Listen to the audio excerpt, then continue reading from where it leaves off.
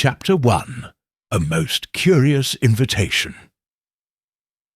It was in the early spring of 1895, during a period of relative idleness at Baker Street, that the peculiar affair of the broken top hat first intruded upon the otherwise tranquil fog of our existence.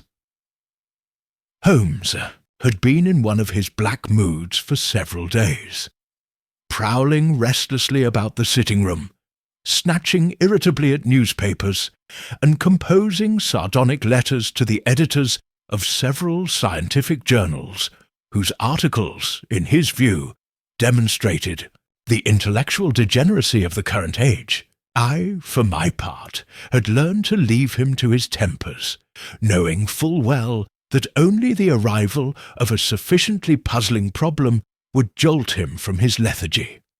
Thus it was with no small relief that I heard Mrs. Hudson's firm tread upon the stairs one misty March morning, accompanied by the sound of a hesitant knock. Holmes looked up from the violin he had been tuning with unnecessary violence. "Come!" he barked. The door swung open to reveal Mrs. Hudson, her apron dusted with flour, bearing a small silver tray. Upon it lay a single calling card, and oddly enough, a battered and broken top hat.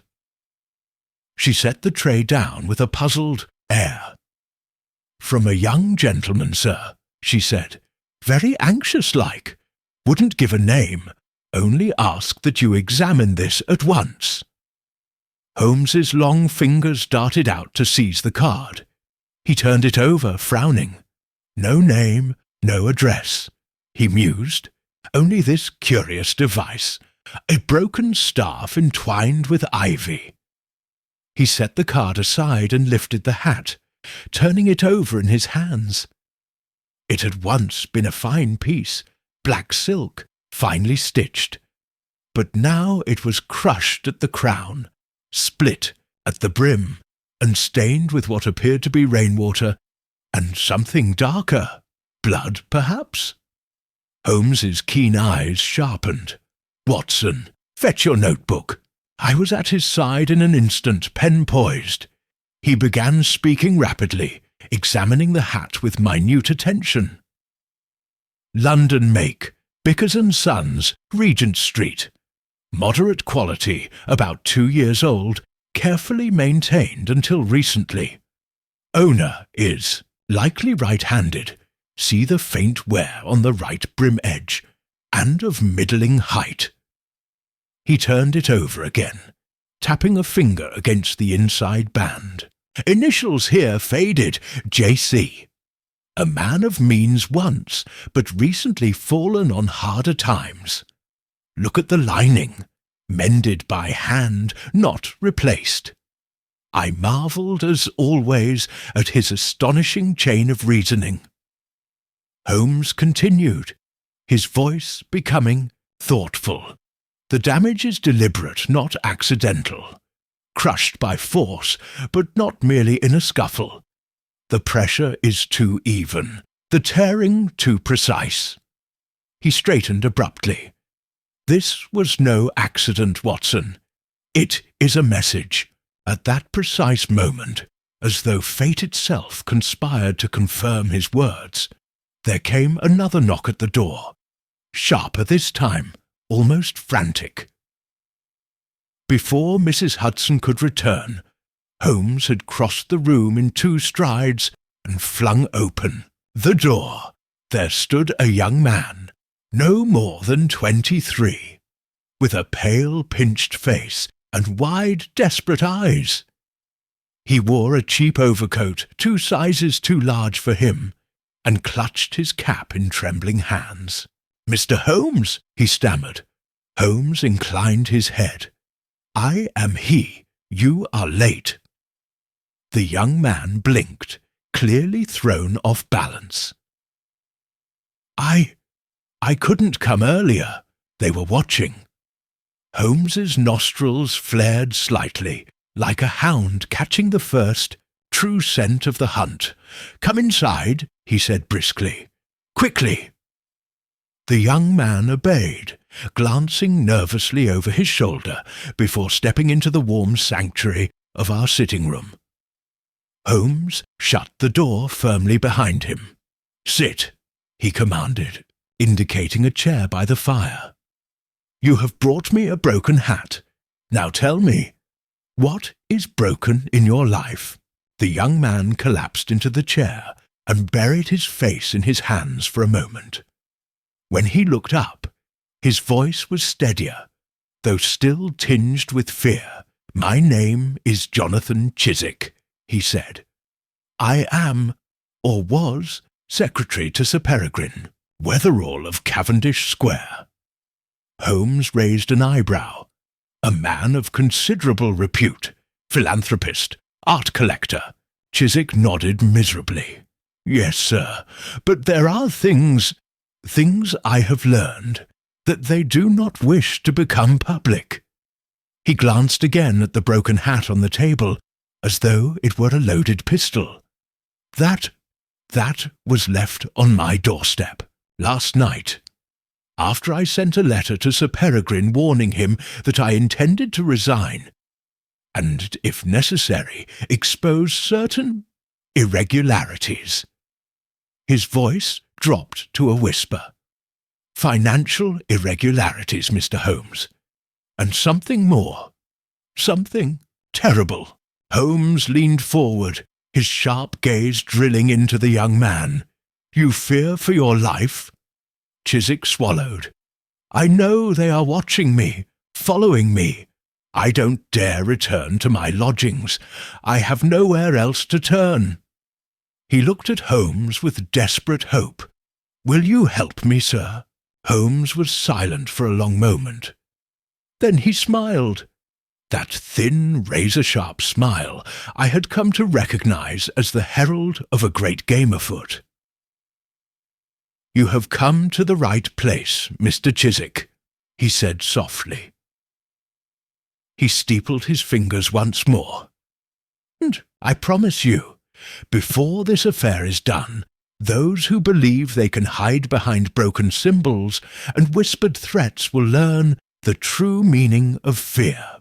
Thus began the singular and chilling case we would later come to know as the case of the broken top hat.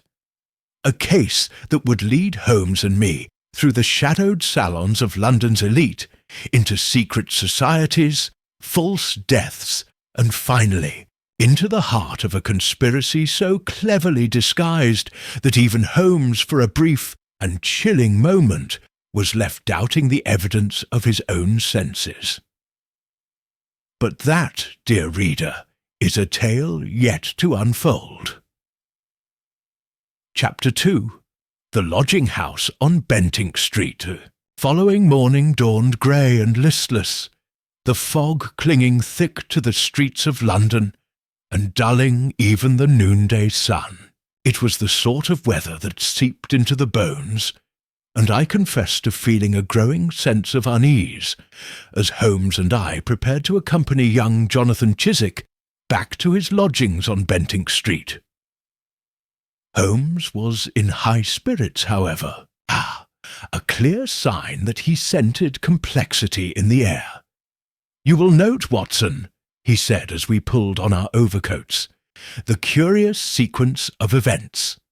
A threat issued, a warning delivered not by words, but by symbolism. The broken hat, a mark of dishonour among certain circles." He adjusted his gloves with a quick, deft movement. This, coupled with Chiswick's abrupt fear, suggests not mere monetary scandal, but something more delicate, something requiring silence at any cost. Chiswick, pale and jittery, hovered near the door like a man about to face the gallows. "Beg you, gentlemen," he whispered, "do not let them see me. They are clever, cleverer than you think." Holmes regarded him with detached sympathy. "Fear clouds judgment, Mr. Chiswick. Keep your wits about you, and you shall not find yourself outmatched." Bentinck Street lay not far from Cavendish Square. a pleasant enough thoroughfare, lined with respectable lodging houses and the occasional small solicitor's office. Chiswick's lodgings, however, were situated at the shabbier end, where the soot from the omnibuses seemed to cling heavier to the stones, and the doorways were often in need of fresh paint. It was a narrow building, squeezed between a pawnbroker's and a tobacconist's, its windows grimy, its brass numbers dulled to near invisibility. Holmes paused on the threshold, his sharp gaze sweeping the facade. "Notice, Watson," he murmured, "the recent scuff marks near the window ledge. Someone has climbed either in or out within the past 24 hours. I looked, and indeed faint muddy prints marred the peeling whitewash. Holmes pressed a gloved finger against the front door. It swung open at his touch. Chiswick recoiled. "I locked it," he gasped. Holmes said nothing, only motioned us to silence as he slipped inside. The hall was narrow, musty, and silent. Somewhere deeper within, a clock ticked solemnly. Holmes moved like a shadow, his sharp features taut with alertness, mounted the narrow stairs to the first floor, where Chiswick's modest rooms were situated. The door to his sitting room was ajar. Holmes pushed it open with his cane. The scene within was one of quiet devastation. Drawers hung open, their contents scattered across the floor. The modest writing desk had been forced open, its lock splintered. The thin mattress on the bed had been slashed, its stuffing strewn about like the entrails of some unfortunate beast.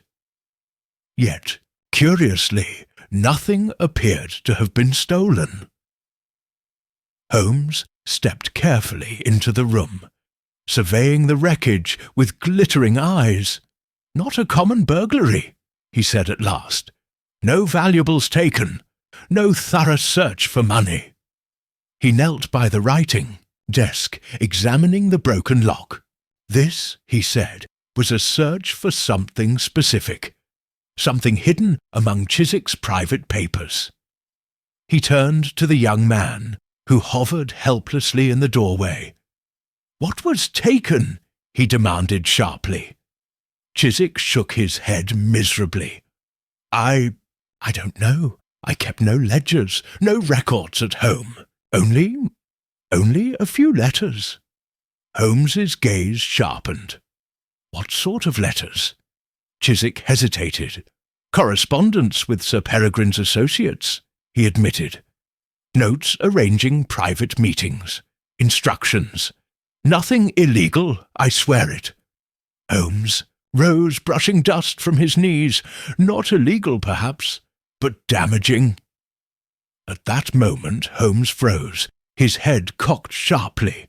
A faint sound, the creak of a loose board, somewhere deeper within the house. Holmes's eyes narrowed. "Watson!" with me, drawing my revolver, for I had learned to carry it as a matter of course during our adventures. I followed Holmes silently into the hall. We moved swiftly but silently down the narrow corridor, Holmes pausing briefly outside a half-open door. He pushed it wide with his cane.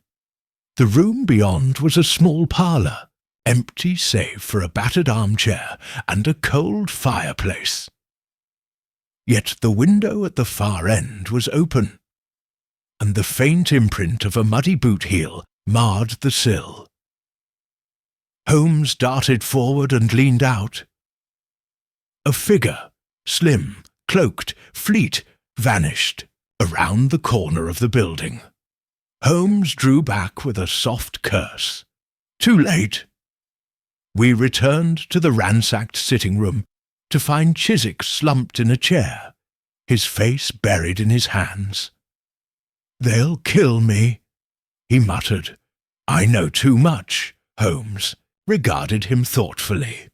"You know something," he agreed, "but you do not yet know what it is you know." He tapped his fingers thoughtfully against his lips. "There is a pattern here, Watson.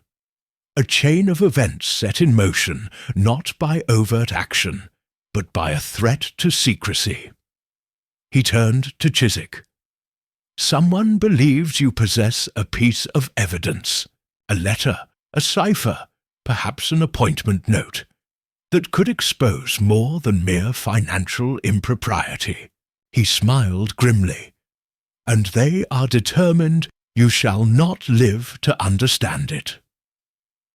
Holmes paced the room, examining the chaos with the air of a man assembling an invisible jigsaw puzzle. At length he paused by the shattered writing desk. "Watson," he said softly, "observe." I stepped closer. Inside the wreckage of the desk, almost invisible against the cracked wood, was a tiny scrap of paper. Holmes plucked it free with tweezers. Upon it, in faded ink, were 3 words: Carnation Club, 7. Holmes's eyes gleamed. "Ah," he murmured, "the game advances." As we made our way back onto the fog-shrouded street, Holmes turned to me with a rare smile of genuine anticipation. "You see, Watson, it is as I said. This affair touches more than one life. It touches an entire web of influence." He tucked the scrap of paper carefully into his notebook.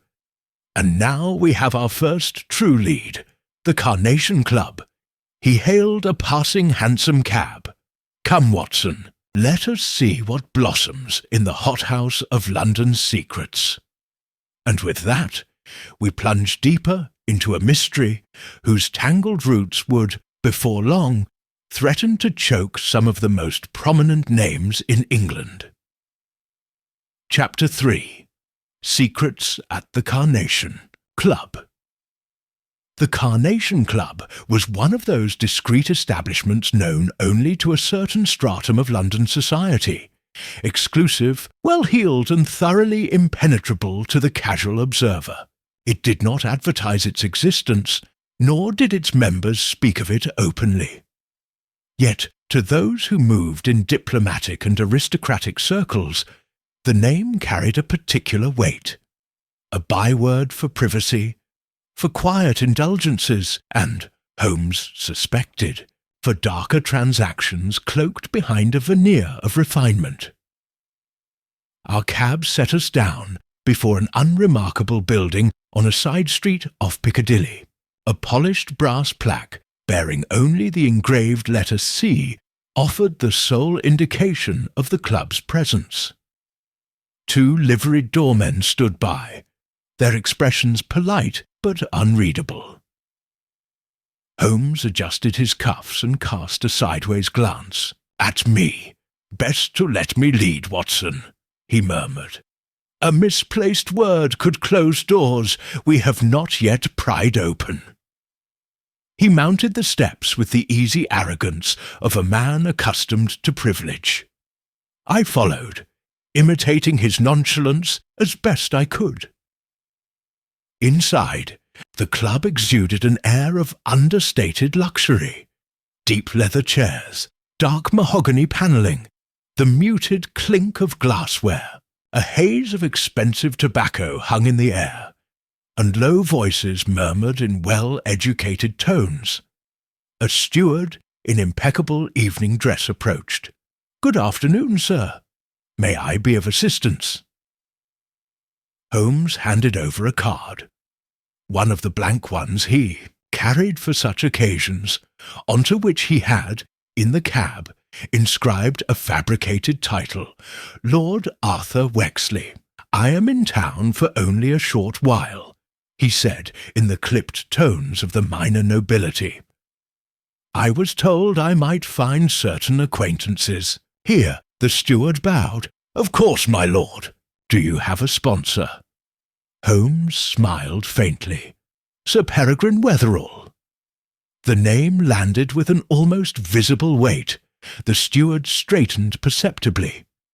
"Indeed, my lord, Sir Peregrine is well regarded here. If you would care to wait in the reading room, I shall see what can be arranged." We were conducted through a series of shadowy rooms, where gentlemen lounged with newspapers or conferred in low conspiratorial murmurs. The reading room, when we reached it, was nearly deserted, save for one man seated near the window, his head bent over a sheaf of papers. Holmes's eyes flicked to him briefly, then dismissed him. We seated ourselves near the fire and waited. Holmes did not waste the opportunity. His sharp gaze roved the room, taking in every detail.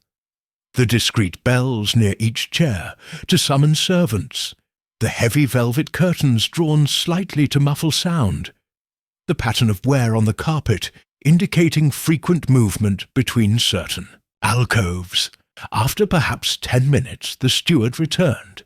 "My lord, if you would follow me." He led us through another door into a smaller salon, where a man rose to greet us. He was of medium height, florid of face, with a carefully cultivated air of joviality that rang false to my seasoned eye. "Lord Wexley," he said, bowing slightly, "I am Mr. Travers, the club secretary. How may we assist you?" Holmes inclined his head. "I am seeking information," he said casually, "about an unfortunate incident involving a young gentleman, Mr. Jonathan Chiswick." The effect was immediate, though subtly controlled. Travers's smile froze for a fraction of a second before resuming its polished warmth. "I fear I am not acquainted with the name," he said. Holmes smiled benignly. "Of course not. Discretion is the soul of such establishments as yours." He leaned forward slightly. "But you see, I have it on good authority that Mr. Chiswick was recently entrusted with a delicate matter connected to this club, a matter that, if mishandled, could cause some embarrassment." Travers's hands tightened on the back of a chair. "You are misinformed, my lord," he said stiffly. "The Carnation Club concerns itself solely with the comfort and recreation of its members." Holmes gave a soft chuckle. "As you say. And yet it would be unfortunate if the newspapers, ever so fond of sensation, were to learn of any improprieties." He rose smoothly. "Forgive me. I did not intend to trouble you." Travers hesitated.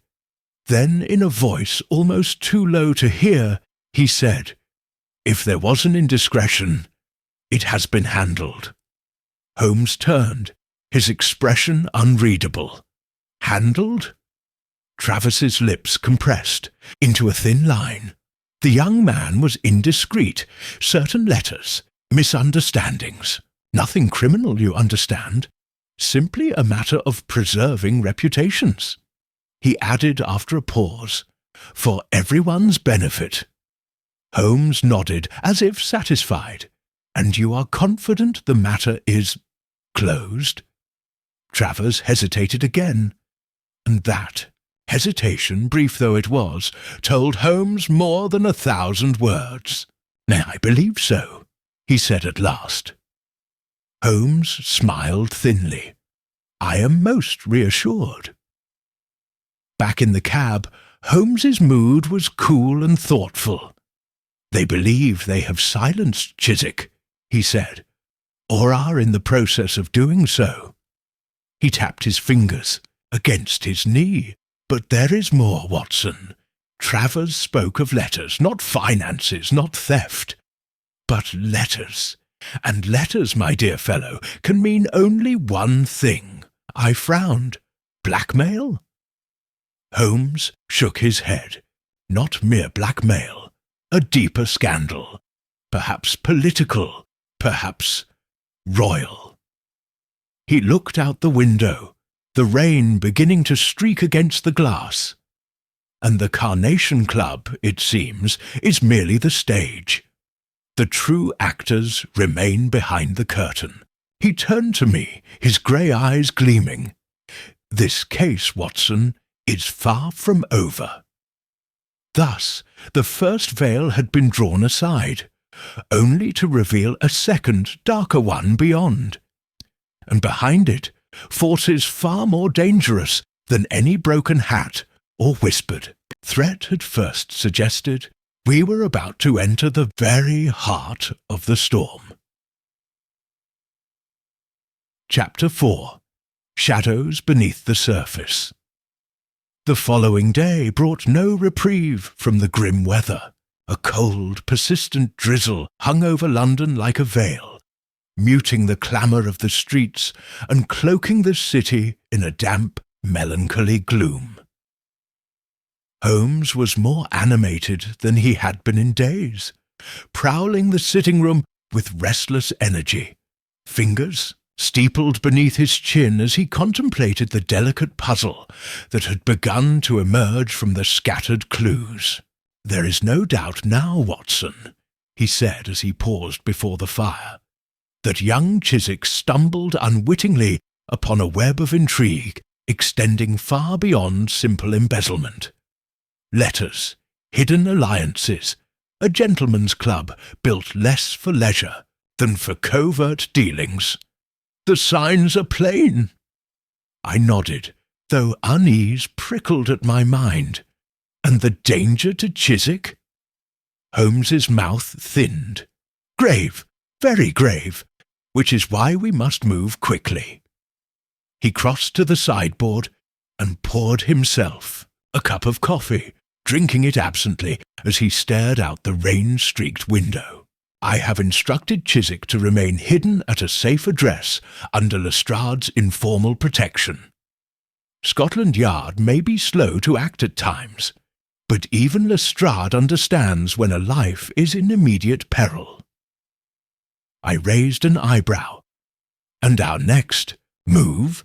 Holmes set down his cup with a sharp clink.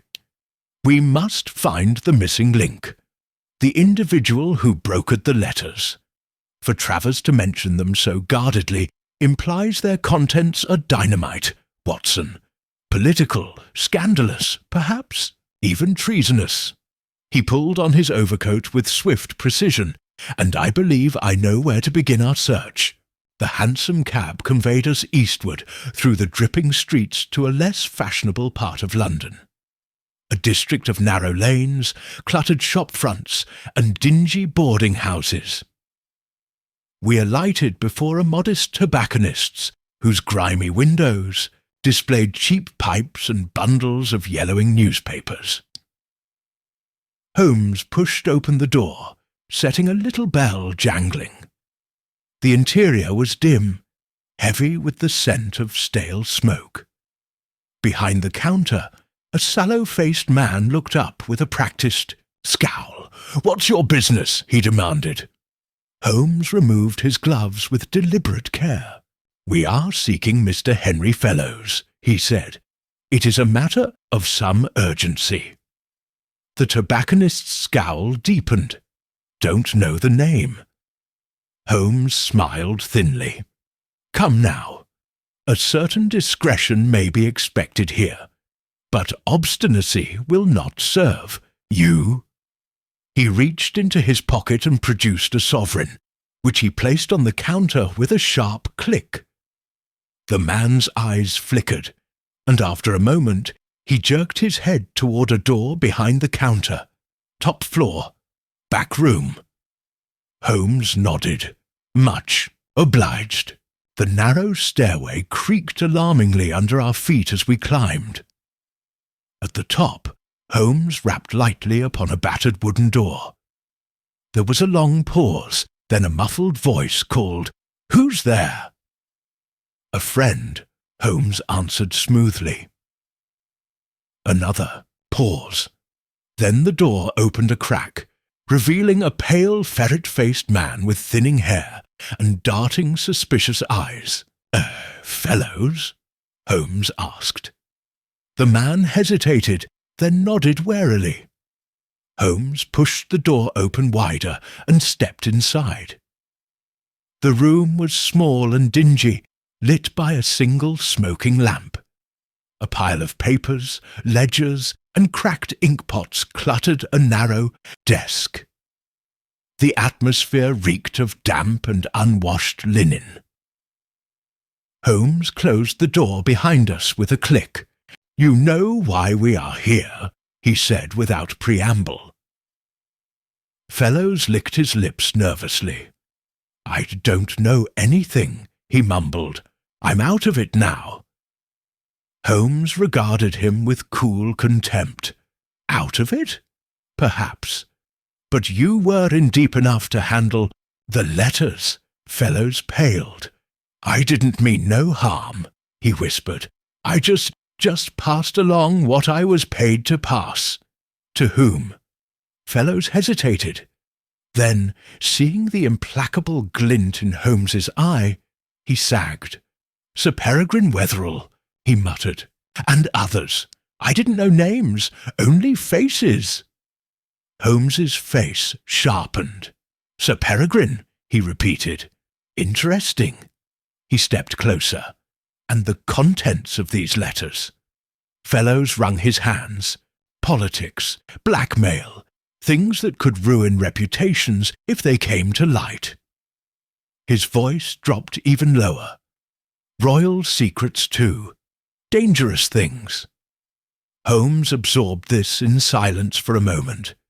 Then he said very softly, "And where are the originals now?" Fellows shook his head miserably. "Gone, I swear it. After Chiswick threatened to expose the dealings, the others moved quickly. They took everything, burned what they could." Holmes's mouth twitched at the corners. "But not everything, I think."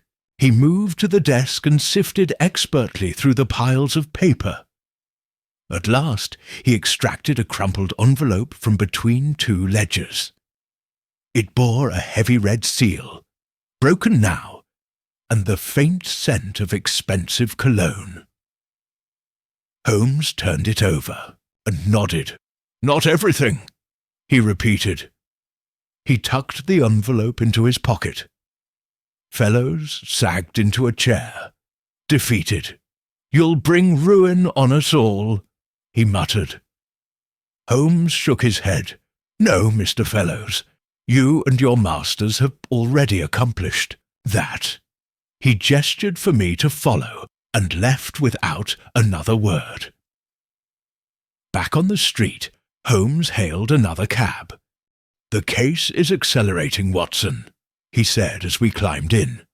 "The Carnation Club is but one branch of a much larger tree." He tapped his fingers thoughtfully on his knee. "And I fear," he added grimly, "that before we reach the roots, more blood will be shed." He leaned back, eyes glittering. "Come, my friend, there is a certain figure we must confront. A man whose name, until now, has lurked only in the shadows." He smiled thinly. "And I dare say he will not welcome the light."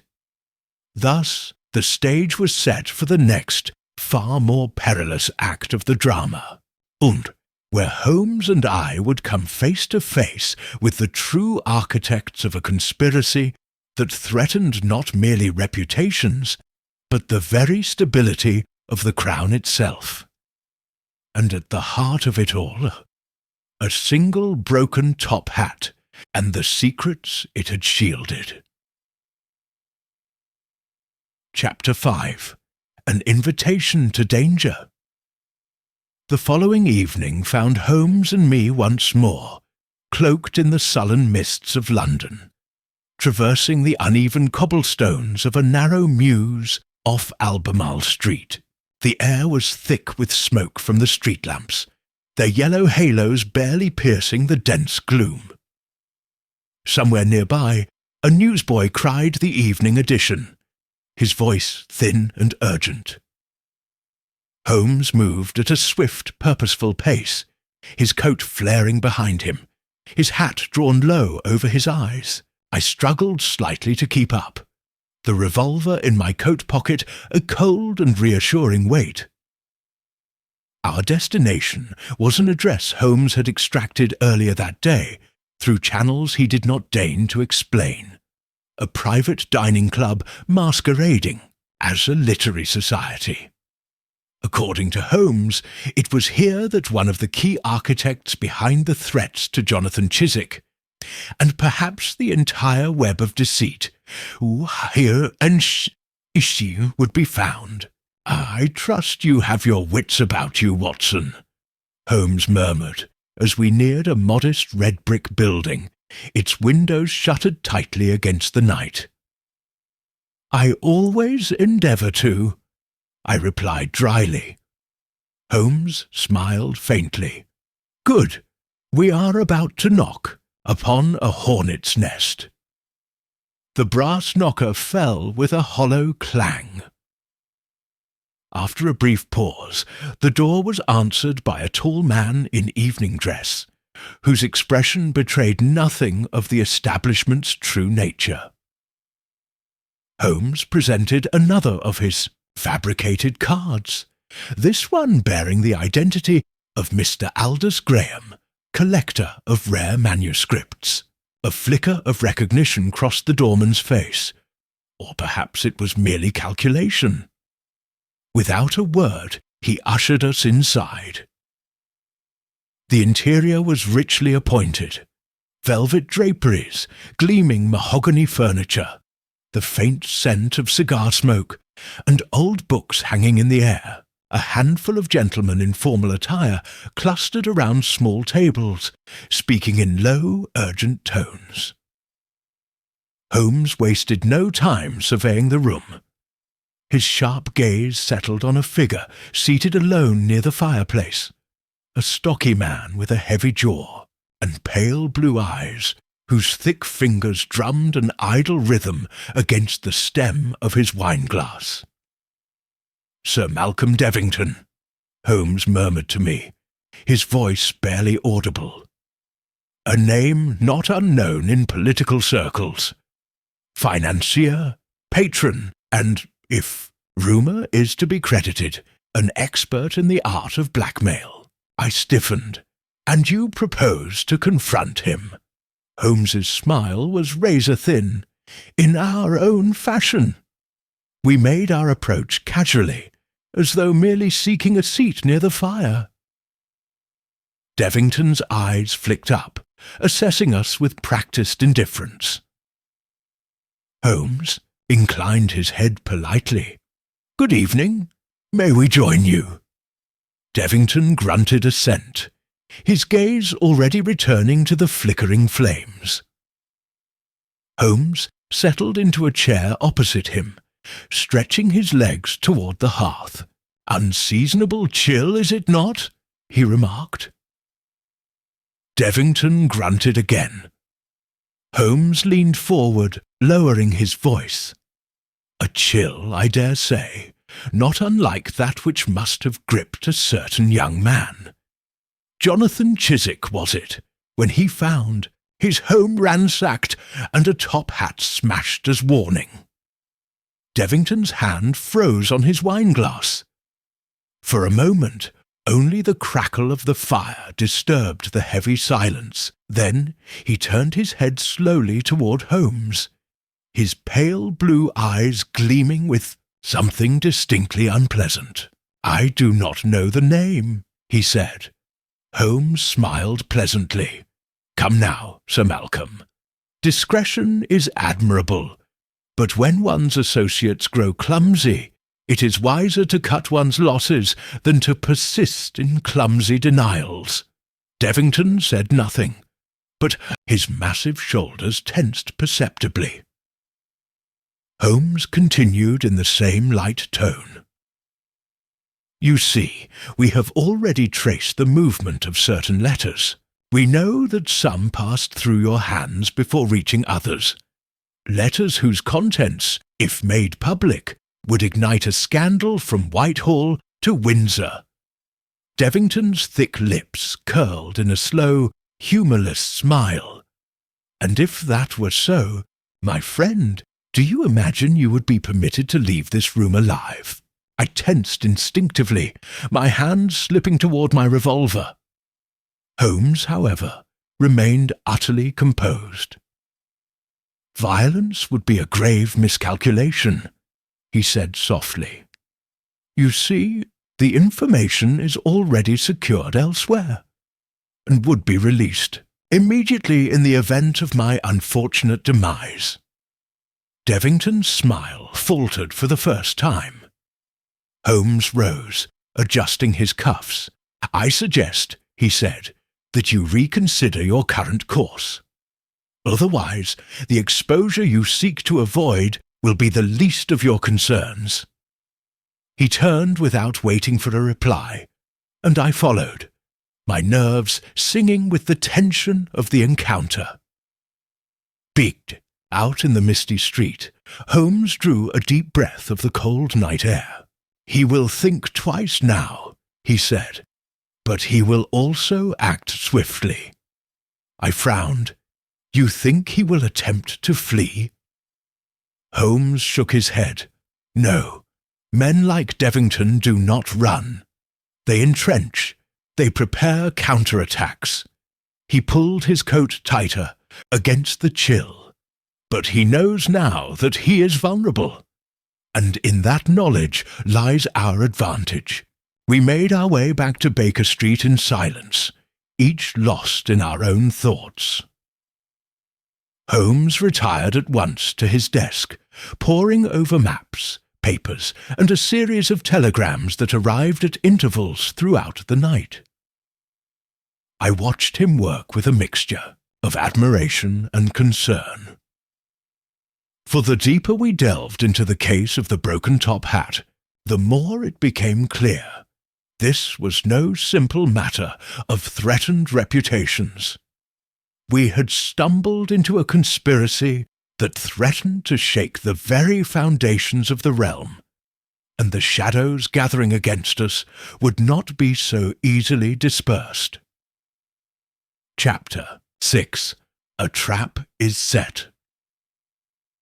The next morning broke cold and brittle, the faint winter sun struggling to break through a veil of thin grey cloud.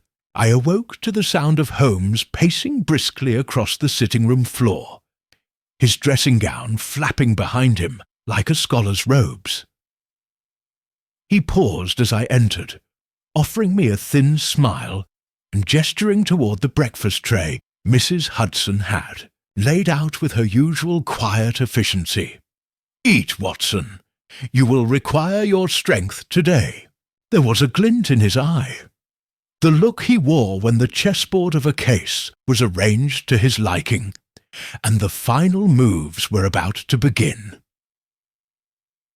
As I buttered a piece of toast, Holmes bent over his writing desk, dashing off a series of rapid notes, each folded crisply and addressed in his elegant angular script.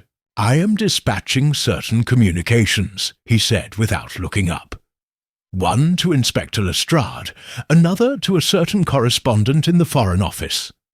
A third," he added, sealing the last envelope with a brisk snap of wax, "to a most unlikely ally."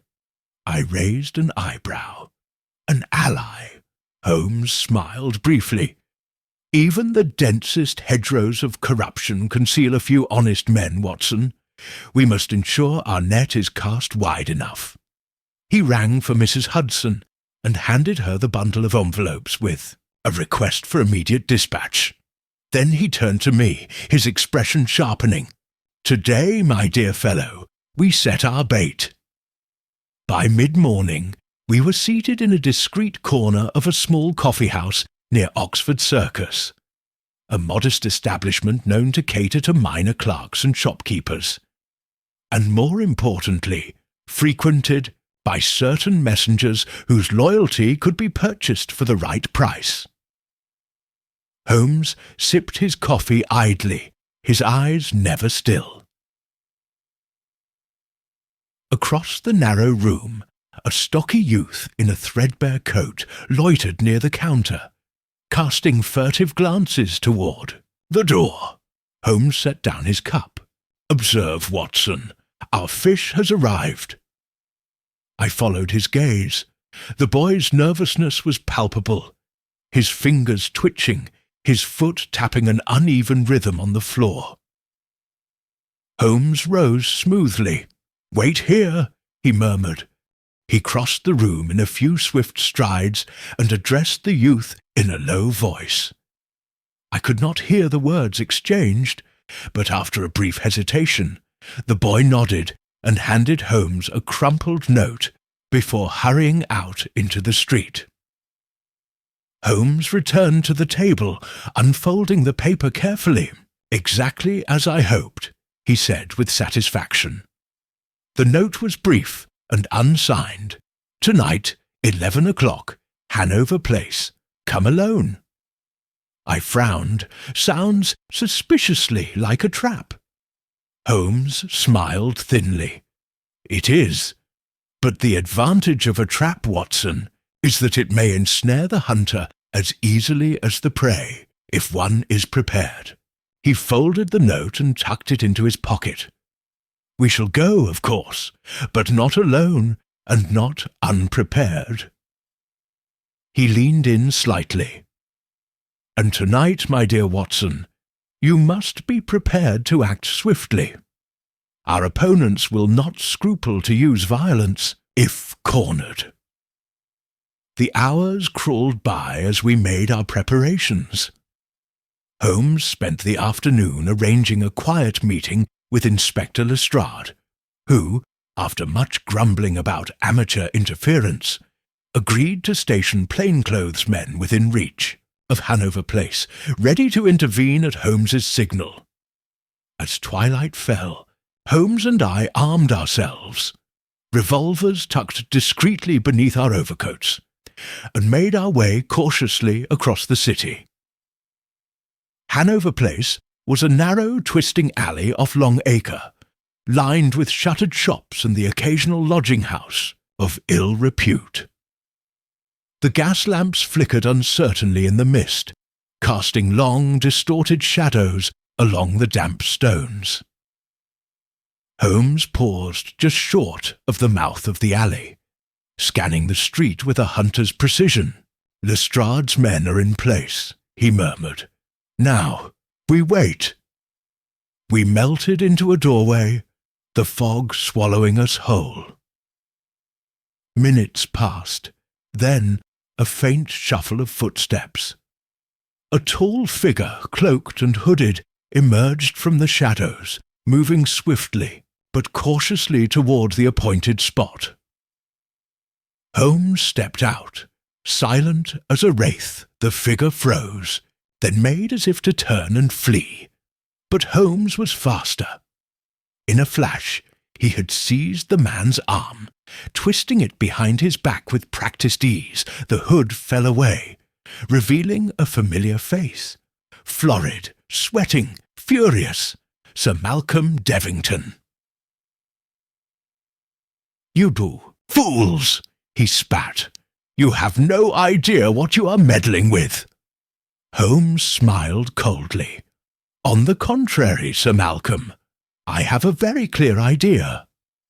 He tightened his grip, and in a moment, so will Inspector Lestrade. Almost on cue, Lestrade and two plainclothes officers emerged from the mist, their footsteps muffled on the wet stones. Devington struggled, but he was no match for the combined force. As the constable secured him, Holmes retrieved a small leather-bound ledger from inside Devington's cloak, the object the conspirators had gone to such lengths to protect. Holmes turned it over in his hands, his expression grim. "This," he said softly, "is the ledger of the Carnation Club, and the key to everything." Under the flickering gaslight, Devington glared at Holmes with naked hatred. "You think you've won?" he snarled. but you have no idea how deep this goes." Holmes regarded him with cool detachment. "Perhaps not," he said, "but every edifice, no matter how grand, begins to crumble from the first stone removed." He handed the ledger to Lestrade, who received it with something approaching reverence. "You'll find what you need there, Inspector," Holmes said. "Names, dates, transactions, enough to bring half of London's so-called elite to heel." Lestrade nodded grimly. "And you, Mr. Holmes, what will you do?" Holmes smiled thinly. "I, Inspector, shall do what I always do." He turned away, his cloak billowing behind him. "I shall go home and await the next summons from the darkness." Thus ended the first act of the case of the broken top hat. But even as Devington was led away in chains, Holmes and I knew the battle was not yet over. The ledger was a weapon, yes, but it would also make us a target for powers far more dangerous than any we had yet faced. And in the shadows beyond the gaslit streets of London, unseen eyes were already turning toward Baker Street, watching, waiting, and plotting their next move. Chapter 7. Treading the Thinnest Ice. The following morning broke with a reluctant, bruised light that crept slowly across Baker Street, illuminating the grim aftermath of the night's events. Holmes was already at the breakfast table when I descended, his plate untouched, his gaze distant and unfocused as he tapped a long forefinger against the silver rim of his coffee cup. The Carnation Club ledger lay open before him, its pages dense with cryptic notations, codenames, and oblique references that hinted at a conspiracy far vaster than even we had suspected. I poured myself a cup of coffee and seated myself opposite. "Anything of use?" I asked quietly. Holmes stirred from his reverie and offered a small, humorless smile. "More than enough," he said, "and not nearly enough." He turned the ledger so that I could see. "Observe this entry, a payment of £1,000 to the Alabaster Room, and this, an encrypted reference to the Florentine envoy." He closed the book gently, as though wary of disturbing the poisonous knowledge it contained. "It is as I feared, Watson. Blackmail, certainly, but also bribery, espionage, the delicate manipulation of public policy. Threads woven so tightly into the fabric of government that tugging them risks tearing the entire cloth." He rose abruptly, pacing before the fire. "Our next steps must be precise, surgical. If we move too boldly, we shall be crushed before we can even draw breath." There was an unusual gravity in his tone, a rare acknowledgment that even Sherlock Holmes recognized the dangers before us.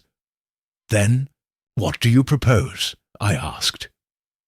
Holmes halted, turning to me with a gleam in his grey eyes. "We must draw out the spider at the centre of this web, and to do so, we must become the most tempting fly." By midday, Holmes had arranged for a series of subtle leaks, carefully crafted rumours suggesting that certain highly sensitive documents, thought destroyed, had somehow survived and were now in private hands. He dispatched anonymous notes to a half-dozen individuals whose names appeared most frequently in the ledger. Notes hinting that the recipient's secrets were at risk of exposure unless certain conditions were met. "Fear," Holmes murmured as he sealed the last envelope, "is a more potent lever than greed or ambition. Fear will drive them into the open." I watched him work with no small sense of foreboding. We were venturing into dangerous territory, baiting creatures who would not hesitate to strike if they sensed a threat. Holmes, however, seemed energized by the peril. By late afternoon, we had taken refuge in a rented room overlooking Hanover Place, the same narrow alley where we had ensnared Devington. Holmes reasoned that those desperate enough might attempt a bold move rather than a cautious one, and Hanover Place, with its maze of back entrances and shadowy alcoves, offered the perfect stage. Holmes lounged by the window, peering through a thin curtain at the gathering dusk. I cleaned my revolver meticulously, checking the chambers with practiced care. We spoke little. The hours dragged by, the shadows deepening, the city settling into its uneasy night rhythms. And then, at a little past 10 o'clock, Holmes straightened suddenly, his eyes narrowing. "Movement," he said tersely. I joined him at the window. A figure had detached itself from the deeper shadows across the street. Slim, quick, wrapped in a heavy cloak. It moved with purpose towards the doorway opposite. Holmes's mouth tightened. "Devington's men," he murmured. "They would not approach so openly." He rose, pulling on his hat. "Come, Watson, quietly." We descended the back stairs and emerged into the night, circling wide to approach unseen. The figure paused before the door opposite, glancing around nervously, then slipped inside. Holmes moved swiftly, flattening himself against the wall, listening. A faint creak of floorboards, footsteps, measured and deliberate. Holmes nodded sharply, and we slipped in after the intruder, our own steps soundless against the worn boards. The house was dark, the faint scent of mildew and dust heavy in the air. Ahead, the figure moved toward a set of stairs leading to the cellar. Holmes drew his revolver but made no sound. Down the stairs the figure went, vanishing into the gloom below. Holmes followed without hesitation, and I after him. At the bottom, we found ourselves in a low, damp cellar, the walls lined with crumbling shelves, the floor littered with debris. The figure was crouched near a section of the wall, fingers prying at loose bricks. Holmes stepped forward. "That will do," he said crisply. The intruder sprang up, a knife flashing in the dim light, but Holmes was ready. He sidestepped the lunge with effortless grace and brought the butt of his revolver down sharply across the man's wrist.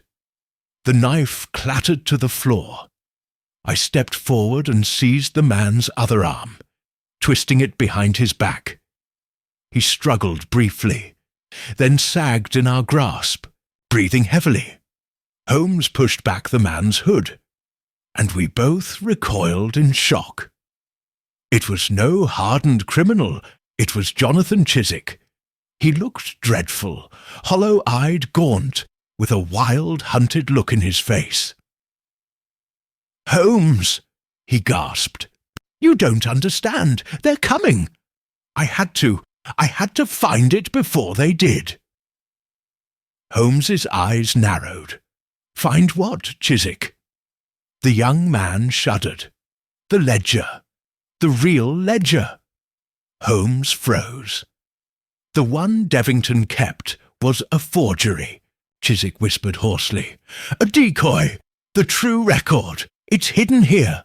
Sir Peregrine hid it before he died." Holmes stared at him, the pieces clicking into place. Of course, the sudden urgency, the desperate ransacking of Chiswick's rooms, the silence of the Carnation Club's remaining members. They were all still searching The real weapon had not yet been found, and now, thanks to Chiswick, we were closer to it than ever. And closer, too, to the unseen enemy who would kill without hesitation to keep it buried. Chapter 8. The Hidden Ledger. The shock of finding Jonathan Chiswick beneath the crumbling cellar was still fresh as Holmes and I exchanged a brief, pointed glance over the young man's bowed head. Holmes's voice, when it came, was calm and low, but thrumming with urgency. "Quickly now, Chiswick! Where exactly did Sir Peregrine conceal it?" Chiswick, his face glistening with sweat and streaked with grime, pointed with a trembling hand toward the section of wall he had been prying at. "There," he whispered hoarsely, "behind the loose stones. He said it would be protected. Is hidden, where only someone who knew the old ways of the house could find it." Holmes stepped forward, examining the wall with his keen eye. Indeed, at one spot near the floor, the mortar was cracked and crumbling, and several bricks bore the faint marks of disturbance. Holmes knelt, fingers probing delicately. "There's a hollow behind here," he murmured. "Watson, your penknife, if you please." I handed it to him without a word, and he set to work, prying loose the first brick with careful pressure. It fell away with a soft clink, revealing darkness beyond, another and another. At last, Holmes reached in and withdrew a slim oilskin-wrapped bundle. He turned it over in his hands, his expression sharpening. "Heavy," he noted. "Papers, bound together, and something else." He peeled back the oilskin cautiously, revealing a slim leather-bound ledger, much older and worn than the one we had seized from Devington. Its edges were frayed, and the ink of the title had faded to a faint, ghostly shadow. Tucked within the folds of the binding was a small velvet pouch. Holmes untied it and poured the contents into his palm. A key, old, ornate, tarnished with age. He held it up, turning it to catch the faint light. Chiswick gasped audibly. "I never knew about the key," he whispered. "Only the ledger." Holmes tucked both the key and the ledger securely into his coat. "We have what we came for," he said crisply. "Now, we must leave this place at once." I opened my mouth to agree, but froze. From above, faint but unmistakable, came the creak of a floorboard. Holmes's head snapped up. "We are not alone." In an instant, Holmes doused the flickering lantern we had brought, plunging us into darkness. We flattened ourselves against the damp stone walls, listening. The footsteps above were slow, measured. Whoever it was, they were searching, and they knew exactly what they were looking for. Holmes leaned close to my ear. "There is a second exit," he whispered. "An old coal chute at the back. We must reach it silently." Guided only by memory and instinct, we began to move, inching along the wall. Another floorboard creaked, closer this time. A shaft of dim light appeared at the top of the cellar stairs. A silhouette, a man, stocky, cloaked, descended slowly, a revolver glinting faintly in his hand. Holmes pressed Chiswick and me deeper into the shadows. We watched as the man reached the bottom step, paused, and surveyed the cellar with careful, predatory slowness. Holmes's hand brushed my arm. A silent signal. "Move." We darted silently toward the far end of the cellar, where Holmes had spotted the remnants of the coal chute earlier. The hatch was stiff with rust, but Holmes forced it open with a grunt, the hinges protesting softly. One by one, we slipped through, emerging into the cold night air behind the building. We were not a moment too soon. From behind us came a low shout, sharp crack of a pistol shot. A bullet whistled past my ear, striking the brick wall with a vicious thud. Holmes grabbed my arm. "Run!" We sprinted down the narrow alley, our footsteps muffled against the wet stones, the mist swallowing us whole. Behind us came the sounds of pursuit, heavy boots pounding, angry shouts. But Holmes knew the warren of back streets too well. A quick turn here, a sudden duck into a side passage there, and at last the sounds faded into the night. We doubled back toward the main thoroughfare, breathless but alive. Holmes hailed a passing cab with a sharp whistle, bundling Chiswick and me inside. "To Baker Street," he ordered curtly. As the cab rattled away from danger, Holmes sat back against the seat, cradling the ledger and the key as though they were the crown jewels. He turned to Chiswick. "You realize," he said softly, "that this is only the beginning." Chiswick nodded wearily. "I'll do whatever you say, Mr. Holmes. I swear it." Holmes smiled grimly. "You may not have a choice. We are all in this now, Mr. Chiswick, for better or for worse." Back at Baker Street, safe for the moment, Holmes laid the ledger on the table with reverence. "It remains to be seen," he mused, aloud, "whether the information contained within these pages will bring down a handful of corrupt men, or shake the pillars of England itself." He turned to me, his face shadowed and serious. "Tomorrow, Watson, we begin to decipher it. But tonight we watch and we wait."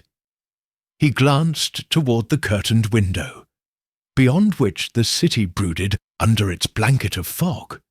"For even now," he said softly, "our enemies are watching us." Chapter 9. Secrets in Ink Morning found Baker Street under siege by a relentless downpour. Rain lashed against the window panes, turning the streets into small rivers of mud and refuse. Inside, however, the air was thick with concentration. Holmes sat at the desk, sleeves rolled back, the recovered ledger spread before him with the key lying close at hand. A pot of strong coffee steamed gently nearby. Forgotten, I occupied my usual armchair, notebook open upon my knee, observing his methodical progress with growing fascination. The ledger was no ordinary book. Its entries were a maze of cryptic initials, coded symbols, and oblique references. A spider's web of secrets spun across the better part of a decade. Holmes, with the aid of a cipher chart he had deduced overnight, moved with swift precision, cross-referencing dates, payments, and transactions. Every so often he would pause, brow furrowing, then note something with a sharp flick of his pen. "This is no mere account book," he murmured. "It is a map, Watson. A map of influence, corruption, and coercion stretching across London's highest offices." He tapped one page sharply. "Look here. Recurring payments to an individual listed only as VR. A dangerous choice of initials, if ever there was one." I leaned closer. "You don't suppose—" Holmes waved a hand. "Not Her Majesty herself, no. but someone perilously close to the throne, perhaps. A courtier, a private secretary. The use of VR is meant as both threat and shield, to deter prying eyes with the fear of royal implication. He turned another page, and here a series of dates aligned precisely with votes in Parliament. Bribes, Watson, heavy ones. A grim satisfaction coloured his voice. We were right. The Carnation Club was merely the gathering place. The real machinery operated far above, under the noses of respectable society. At midday, Chiswick, looking somewhat recovered, ventured timidly into the sitting-room. "May I help?" he asked, glancing nervously at the ledger. Holmes studied him for a moment, then nodded. "Fetch us the volume marked Encyclopaedia Britannica, Volume 2, from the shelf by the fireplace." Chiswick complied, puzzled. Inside the hollowed-out book was Holmes's private index of names and aliases, a tool few knew existed. With this, Holmes began cross-referencing the initials in the ledger. Piece by piece, the tapestry emerged. Sir Malcolm Devington had been only one branch of a larger organism. Behind him loomed men whose names commanded influence in Parliament, in the newspapers, even in the police. At the very centre, an unexpected name emerged, Lord Carrington, an esteemed nobleman known for his philanthropy and public virtue. Holmes tapped his pen against the table, his features hardening. "Lord Carrington," he said softly, "the spider we seek." Chiswick paled. "But Carrington is untouchable," he stammered.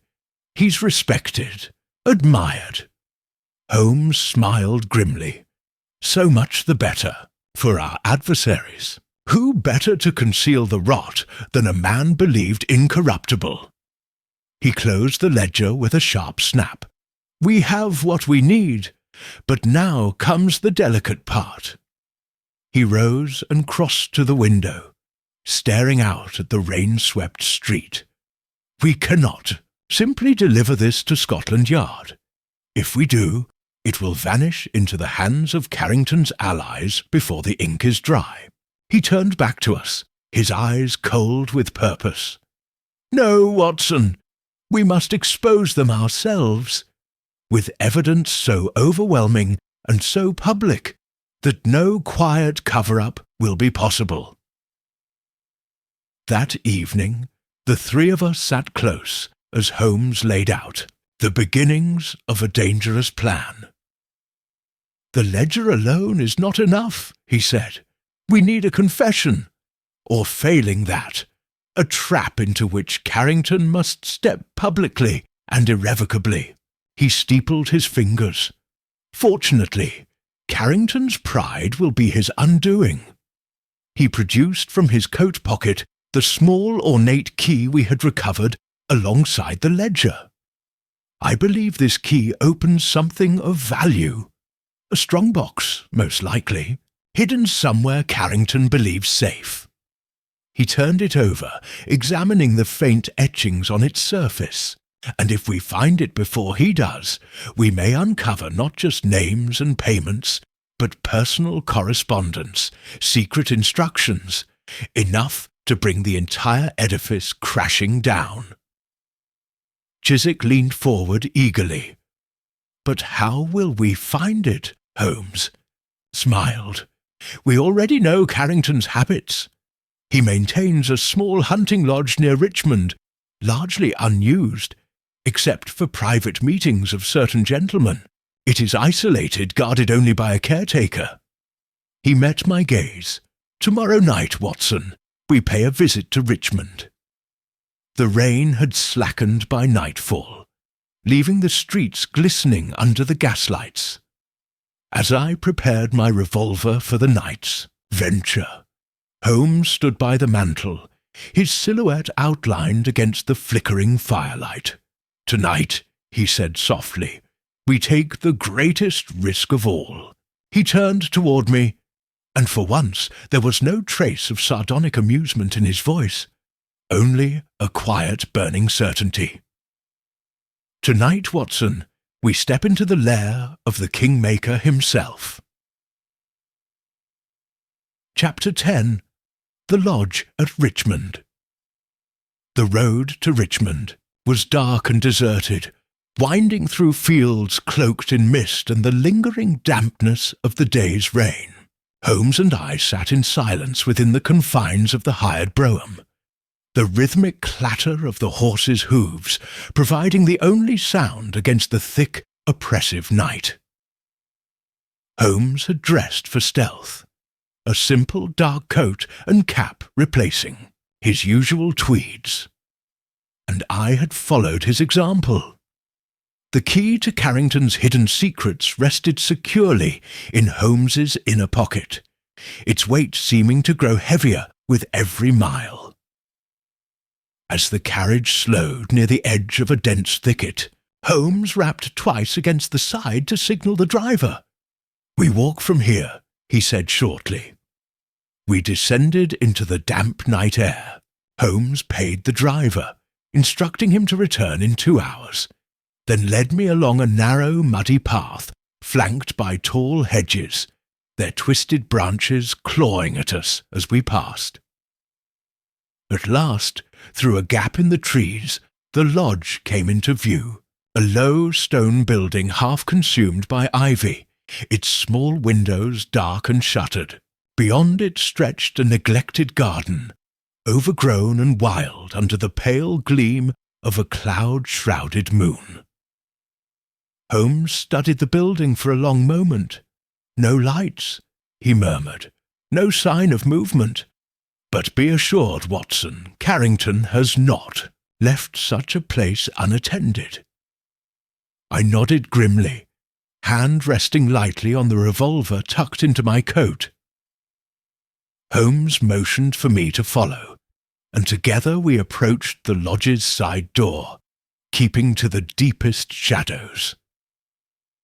Holmes produced a set of slender tools from his pocket and set to work on the lock with practised ease. Within moments the bolt clicked back with a soft metallic sigh. He eased the door open. A musty, stale smell met us, the scent of a place long shut against the world, thick with damp wood and old smoke. We slipped inside. The interior was just as Holmes had predicted, sparsely furnished but not abandoned. Heavy curtains hung over the windows, muffling any stray light. A few hunting trophies adorned the walls, their glassy eyes peering at us through the gloom. Holmes moved like a shadow, inspecting each room with swift efficiency. At last, in a small study lined with dusty bookshelves, he found what he was seeking. A heavy oak desk sat beneath a grimy window, its surface neat but suspiciously bare. Holmes tested each drawer carefully until he found one that resisted.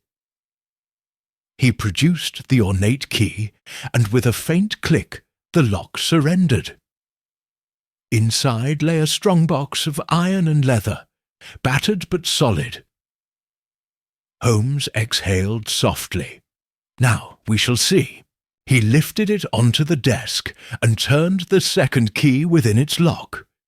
The lid creaked open to reveal a tightly packed trove of documents, letters, receipts, contracts, each neatly bundled and labelled in a precise hand. Holmes's fingers moved swiftly through the papers, his eyes gleaming with quiet triumph. "Personal correspondences," he whispered. "Instructions to members of Parliament, payments to agents abroad, blackmail notes, and signed confessions, Watson. Signed confessions!" He extracted one document and held it up to the light. I leaned in, catching the name scrawled at the bottom, Lord Carrington. Holmes's expression darkened. This, Watson, is not merely the end of a criminal enterprise. It is the undoing of an empire of influence. Our triumph, however, was short-lived. From somewhere within the lodge, we heard the unmistakable creak of a floorboard. Holmes stiffened, his face tightening. "They are here," he said quietly. We had little time.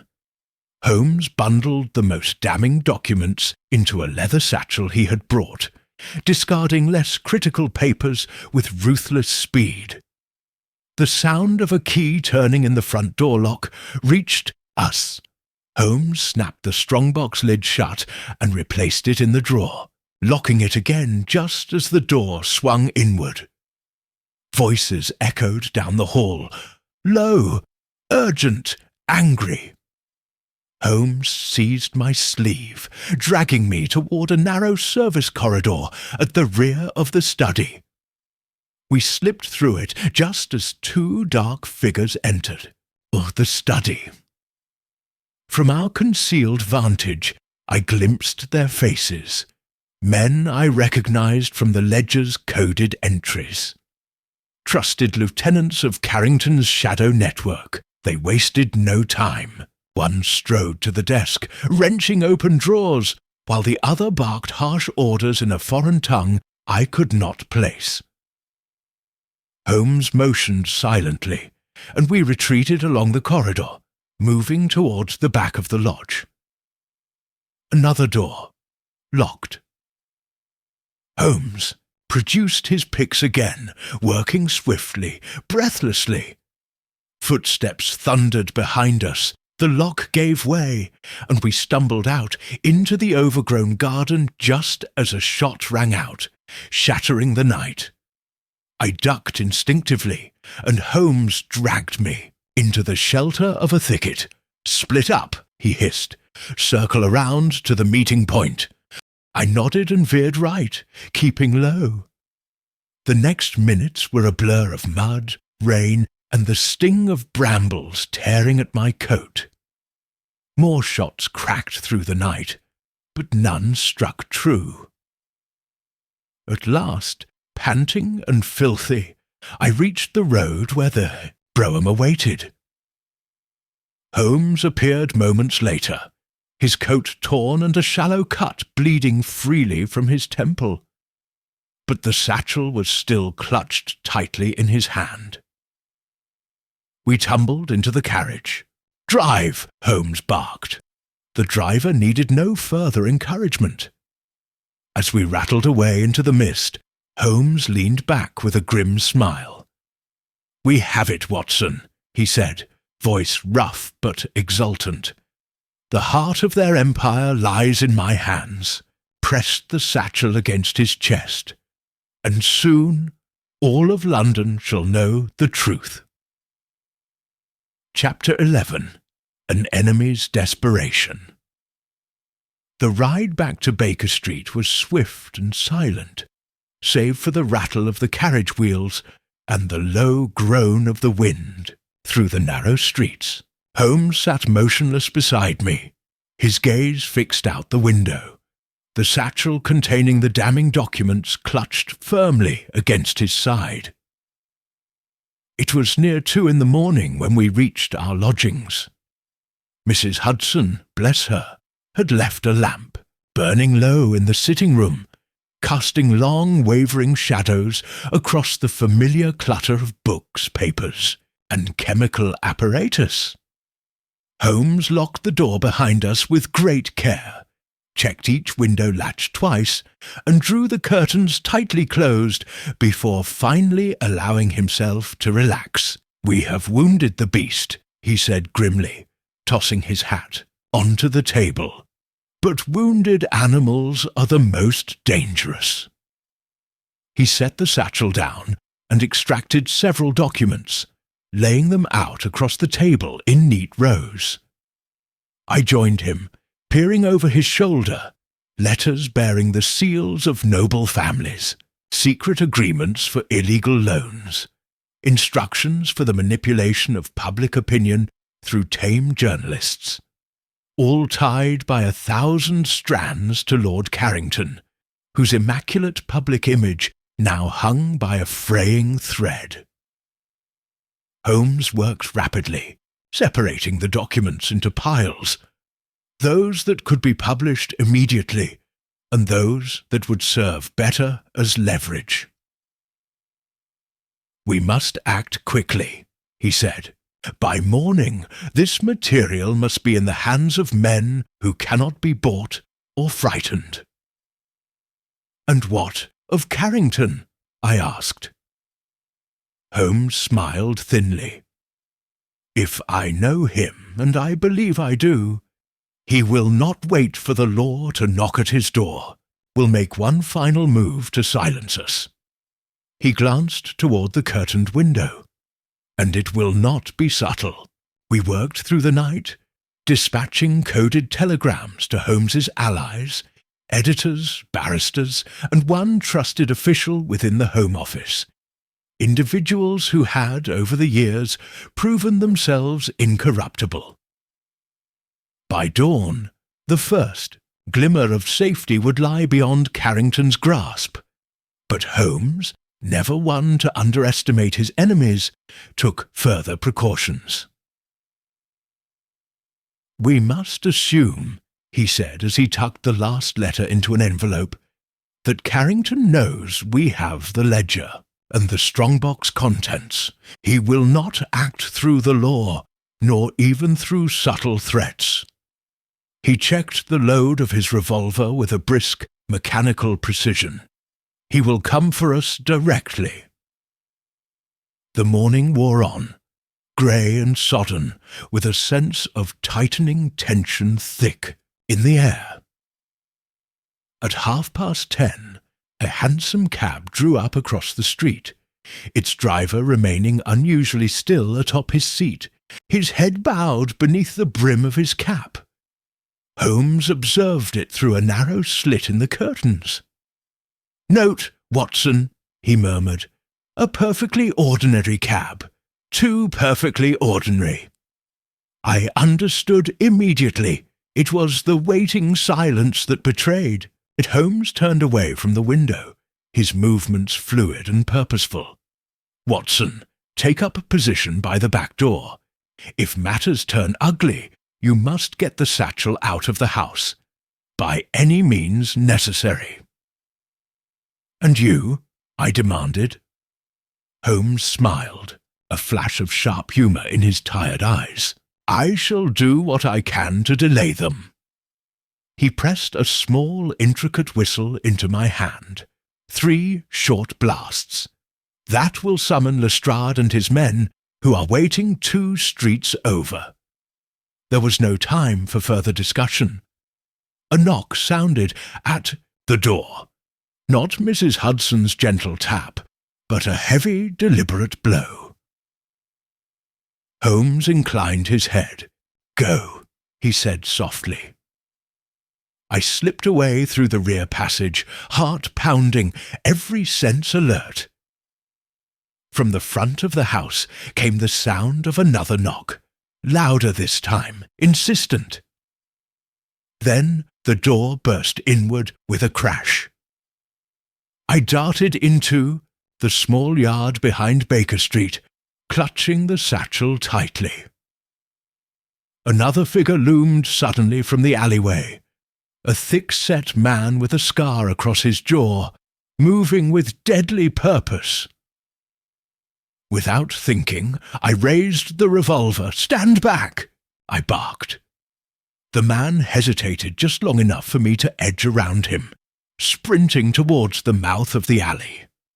Shots rang out behind me, but I did not turn.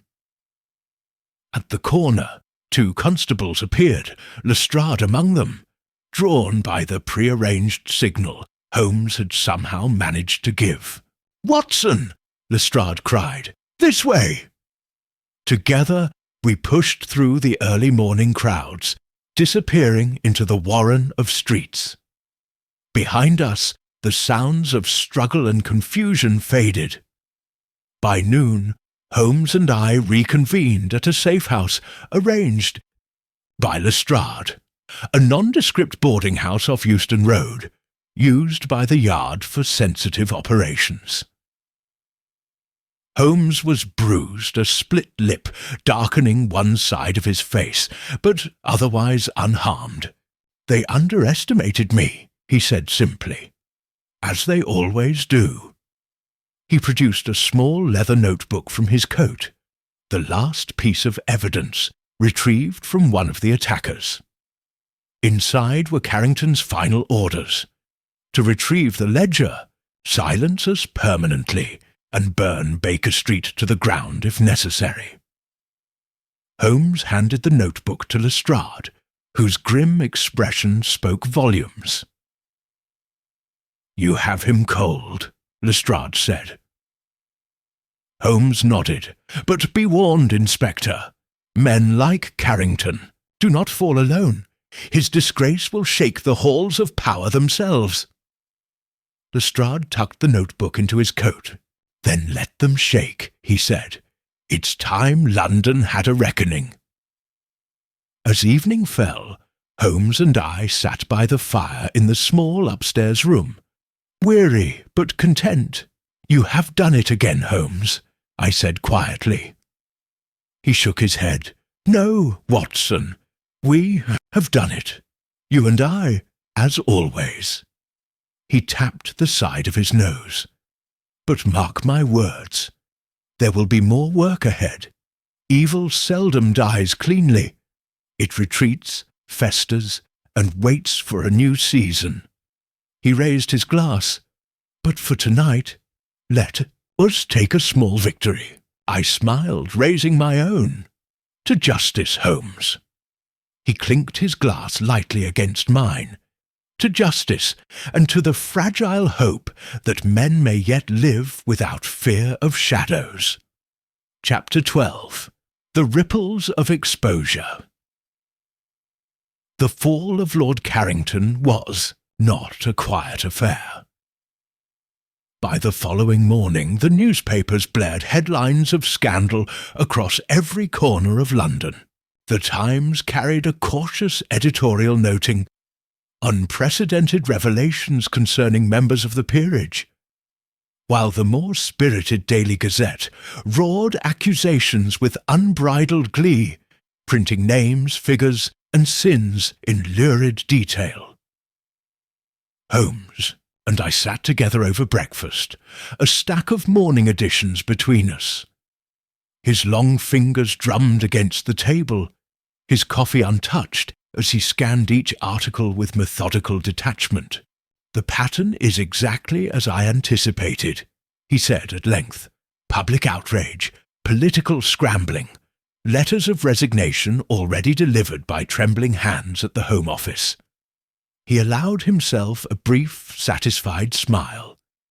"Carrington's influence is unravelling faster than even I dared hope." I leaned forward, folding one of the papers shut. "But do you truly believe this will be the end of it?" Holmes's expression sobered instantly. "No, Watson. Carrington was the face, not the architect." He gestured toward the satchel, still resting, securely by the fire, guarded as though it contained the crown jewels.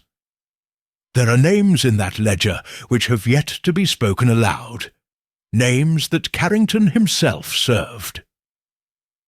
He stood and paced slowly across the room.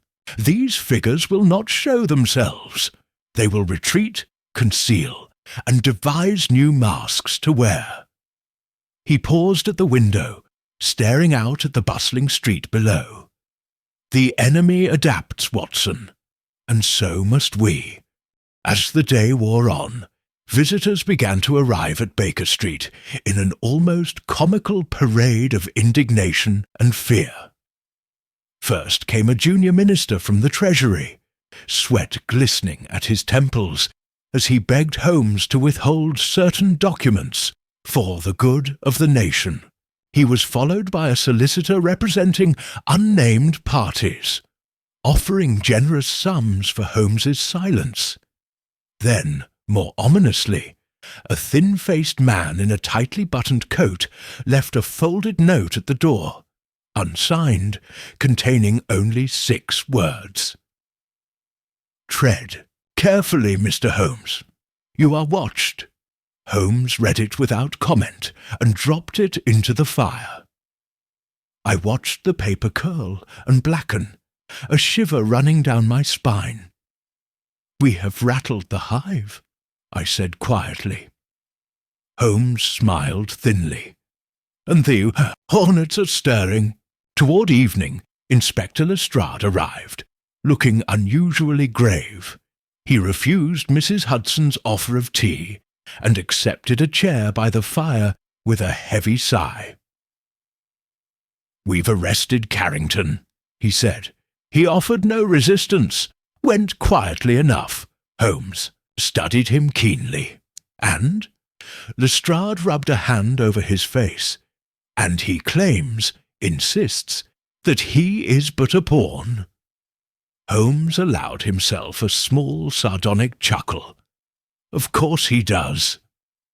Lestrade leaned forward, lowering his voice. "There's more. Holmes, we found something in his safe. A letter addressed to you." Holmes's brows lifted fractionally. Lestrade produced a slim envelope, sealed with Carrington's personal crest. Holmes broke the wax and unfolded the note, his face unreadable, as he scanned its contents. When he finished, he passed it to me, without a word. The letter was brief. "To Sherlock Holmes, you have played your hand well. But be warned, I am but one piece of a greater game. Others watch, others wait. Even now, your every step is weighed by eyes more powerful than you can imagine. This is not the end." See, I lowered the letter slowly, meeting Holmes's gaze. "You believe him?" I said. Holmes's smile was humourless. "I know him, Watson. A man facing ruin has no reason to lie about the sword poised above his own head." He turned back to Lestrade. "You must press Carrington. Not about his own sins, about those he served. Break him, if you can." Lestrade nodded grimly. "We'll do our best." He hesitated, then rose to leave. "But be careful, Holmes. The kind of men he's talking about. If they fear you enough, they'll kill you without a second thought." Holmes offered a slight sardonic bow. "I shall endeavour to remain alive, Inspector." After Lestrade departed, the room fell into a heavy, reflective silence.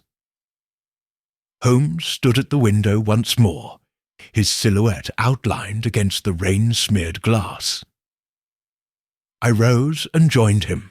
"You intend to pursue this further?" I said, not as a question. Holmes did not look at me. "There is no choice," he said quietly. "Carrington's fall is but a pebble in a vast and treacherous river." He tapped the window-pane absently, his mind already leaping ahead.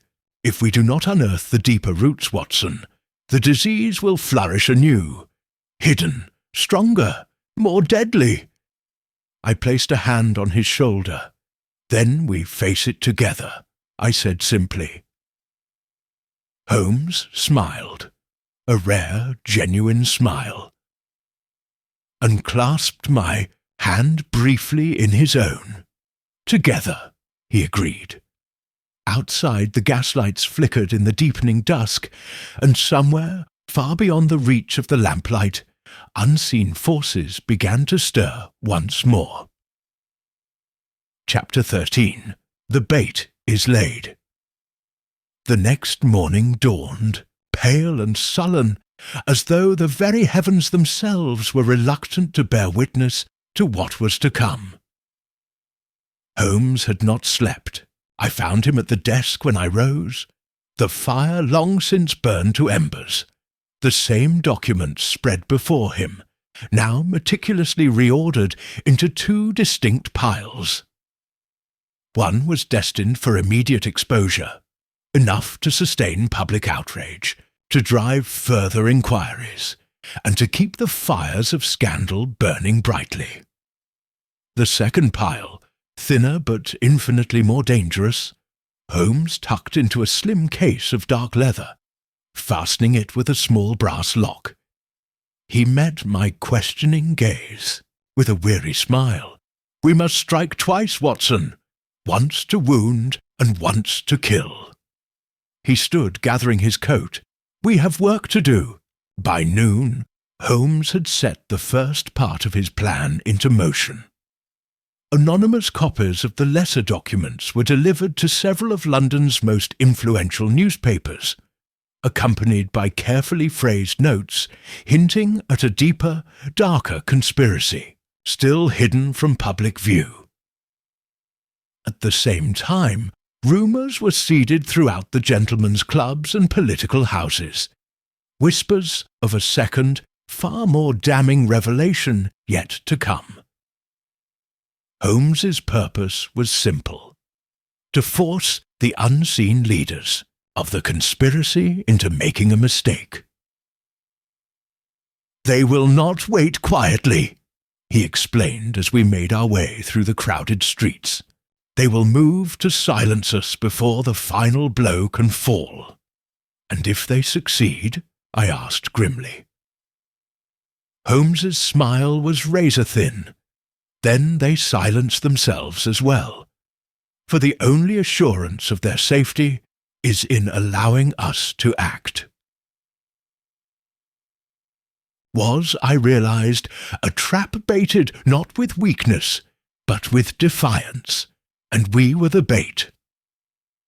That evening, under a lowering sky thick with the promise of rain, Holmes and I set our stage.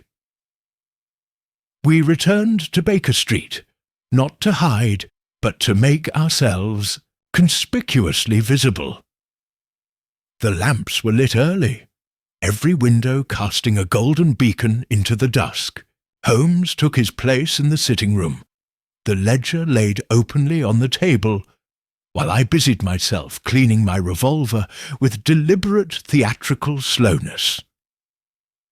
Any watcher, and Holmes was certain we were being watched, would see the message clearly.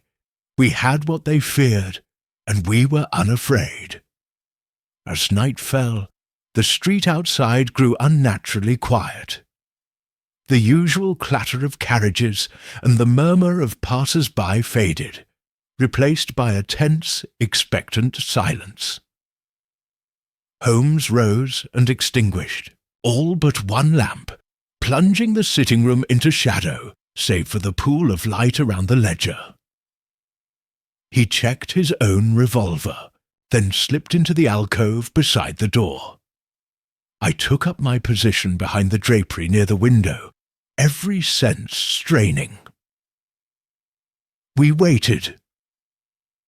It was near midnight when the first sound came, a faint scraping against the back entrance, so soft that I thought at first it was my imagination. Holmes tensed, his silhouette rigid and alert.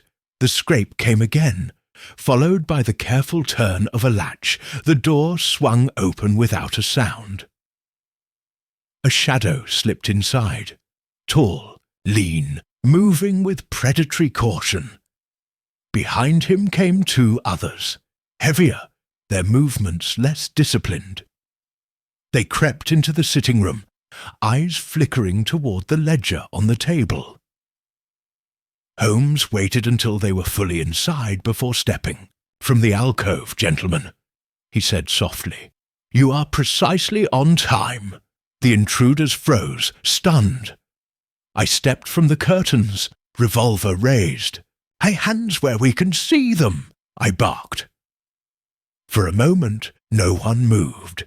Then the leader, a man with a cruel, narrow face and eyes like cold steel, lunged toward the table. Holmes moved faster. With a flick of his wrist, he sent the inkpot hurtling into the man's face. The thug stumbled, blinded. The other two drew knives, but I fired a warning shot into the floorboards at their feet, and they hesitated. The leader cursed viciously, wiping ink from his eyes. "You meddling fool!" he spat. "You have no idea!" Holmes stepped forward, revolver steady. "On the contrary," he said, voice like ice, "I have every idea." At that moment, the front door burst open. Lestrade and a half-dozen constables surged into the room, pistols drawn. The intruders were disarmed and shackled in short order. Holmes watched without a flicker of emotion. When the leader was finally subdued, Holmes approached him. "You will tell me," he said quietly, "who sent you?" The man glared back in sullen silence. Holmes smiled thinly. "You will talk, if not to me, then to the gallows rope awaiting you." Later, as the constables led the prisoners away, Holmes stood at the window, watching the rain begin to fall. "We have them," he said softly. "At last." He turned to me, the firelight catching the fierce satisfaction in his eyes. "But the head of the serpent remains. And now, Watson, we turn to cut it off." I felt a thrill of grim anticipation. The battle was not over, but at long last we were winning. And somewhere in the shadows of London, the true architect of the conspiracy must have felt the first chill, fingers of fear brush against his heart. Chapter 14. The Webb tightens. The following morning found Baker Street once more the centre of London's simmering storm. The newspapers, emboldened by the public arrests of Carrington's agents, now teetered on the verge of open rebellion against the hidden powers that had for so long manipulated them from the shadows. Holmes, however, was unsatisfied. He stood by the fireplace, arms crossed, his expression one of deep contemplation. "The men we captured last night are foot soldiers," he said, almost to himself. "Brutal, certainly. Loyal, perhaps, but ultimately expendable." He turned to me with a glint of determination in his eyes. "It is not enough to cut the tail from the serpent, Watson. We must seize its head. I laid down the morning paper, and you believe you know where to find it?" Holmes nodded slowly. "I do, but it will require a move so bold that even Carrington's shadow masters will have no choice but to reveal themselves." Eady retrieved the slim leather case containing the second set of documents, the ones we had deliberately withheld from public release. "I intend," Holmes said, "to invite them to Baker Street." That afternoon, Holmes placed an advertisement in no fewer than 3 major London papers.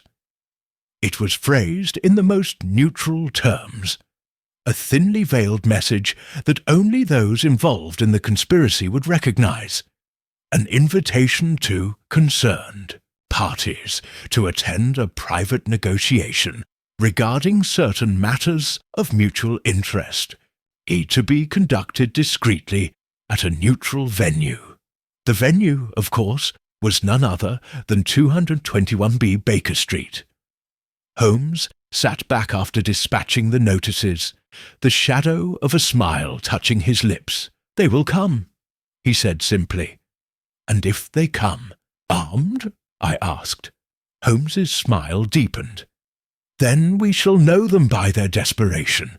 The hours ticked by slowly, the tension in the sitting room coiling tighter with each passing minute. Holmes took every precaution. The street outside was patrolled by plainclothes constables under Lestrade's supervision. The back alleys were watched. Mrs. Hudson had been sent away under the pretext of an unexpected holiday. Holmes himself arranged the room meticulously. Chairs set just so. The documents laid out, but not immediately accessible. The revolvers hidden, but within easy reach. It was, I realized, a stage set for a final confrontation, and we were ready. Shortly after 9 that evening, there came a sharp knock at the door. Holmes rose smoothly, adjusting his cuffs with the air of a man receiving expected guests rather than mortal enemies. "Come," he called. The door opened and 2 men entered. One was tall and gaunt, with a hawk-like face and glittering, suspicious eyes.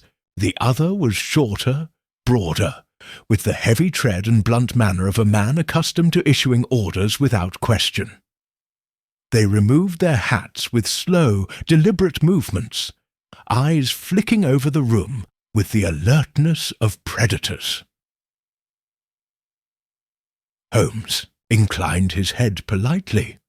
"Good evening, gentlemen. You received my invitation, I trust." The taller man spoke first, his voice cold and clipped. "We came to understand the nature of your intentions." Holmes gestured to the chairs. "Pray, be seated." They did not sit.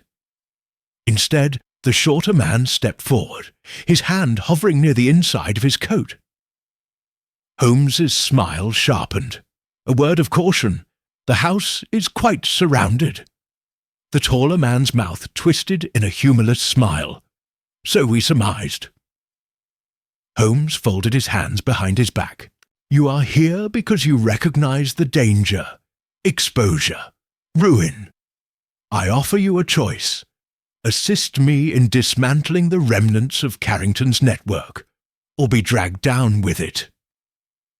The 2 men exchanged a glance, a silent conversation passing between them.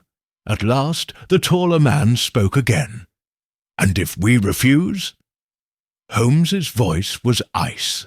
"And then within the hour, documents detailing your operations will be placed in the hands of every major editor in London." The shorter man snarled under his breath, but the taller one raised a calming hand. "You are a bold man, Mr. Holmes," he said, quietly. "But boldness is not always wisdom." Holmes met his gaze unflinchingly. "And threats are not always protection." The taller man smiled grimly. "Very well. We will consider your offer." He turned toward the door, the broader man trailing, him like a shadow. At the threshold, the taller man paused. "But know this, Mr. Holmes, others are watching, men far beyond your reach or understanding. You have stirred waters better left undisturbed." Holmes's smile was faint, almost pitying. "Then I shall have to learn to swim." They departed without another word, the door closing behind them with a soft click.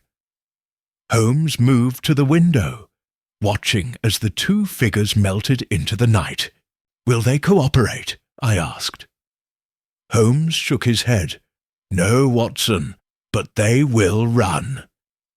He turned back to me, the firelight catching the fierce gleam in his eyes. "And in running, they will lead us to the true architect of this web." He laid a hand briefly on my shoulder. "The final act is near, my dear fellow. We must be ready." Outside, London sprawled beneath a canopy of mist and gaslight, a city teetering on the brink of revelation. And Sherlock Holmes, at its heart, was already plotting the final move. Chapter 15. Setting the final trappee. Days that followed were a delicate dance of provocation and concealment. Holmes moved through London's tangled corridors of power with deft precision, whispering hints to trusted informants, dropping carefully baited phrases in the right ears, and stirring the unseen waters with just enough disturbance to force the hidden players into action. Meanwhile, Baker Street became a fortress in all but name. We received visitors daily, journalists, minor officials, men and women desperate to share information or to protect their own fragile reputations. Holmes entertained each with the same courteous detachment, noting every tremor of the hand, every flicker of the eye. All the while, he waited for the inevitable counterstroke.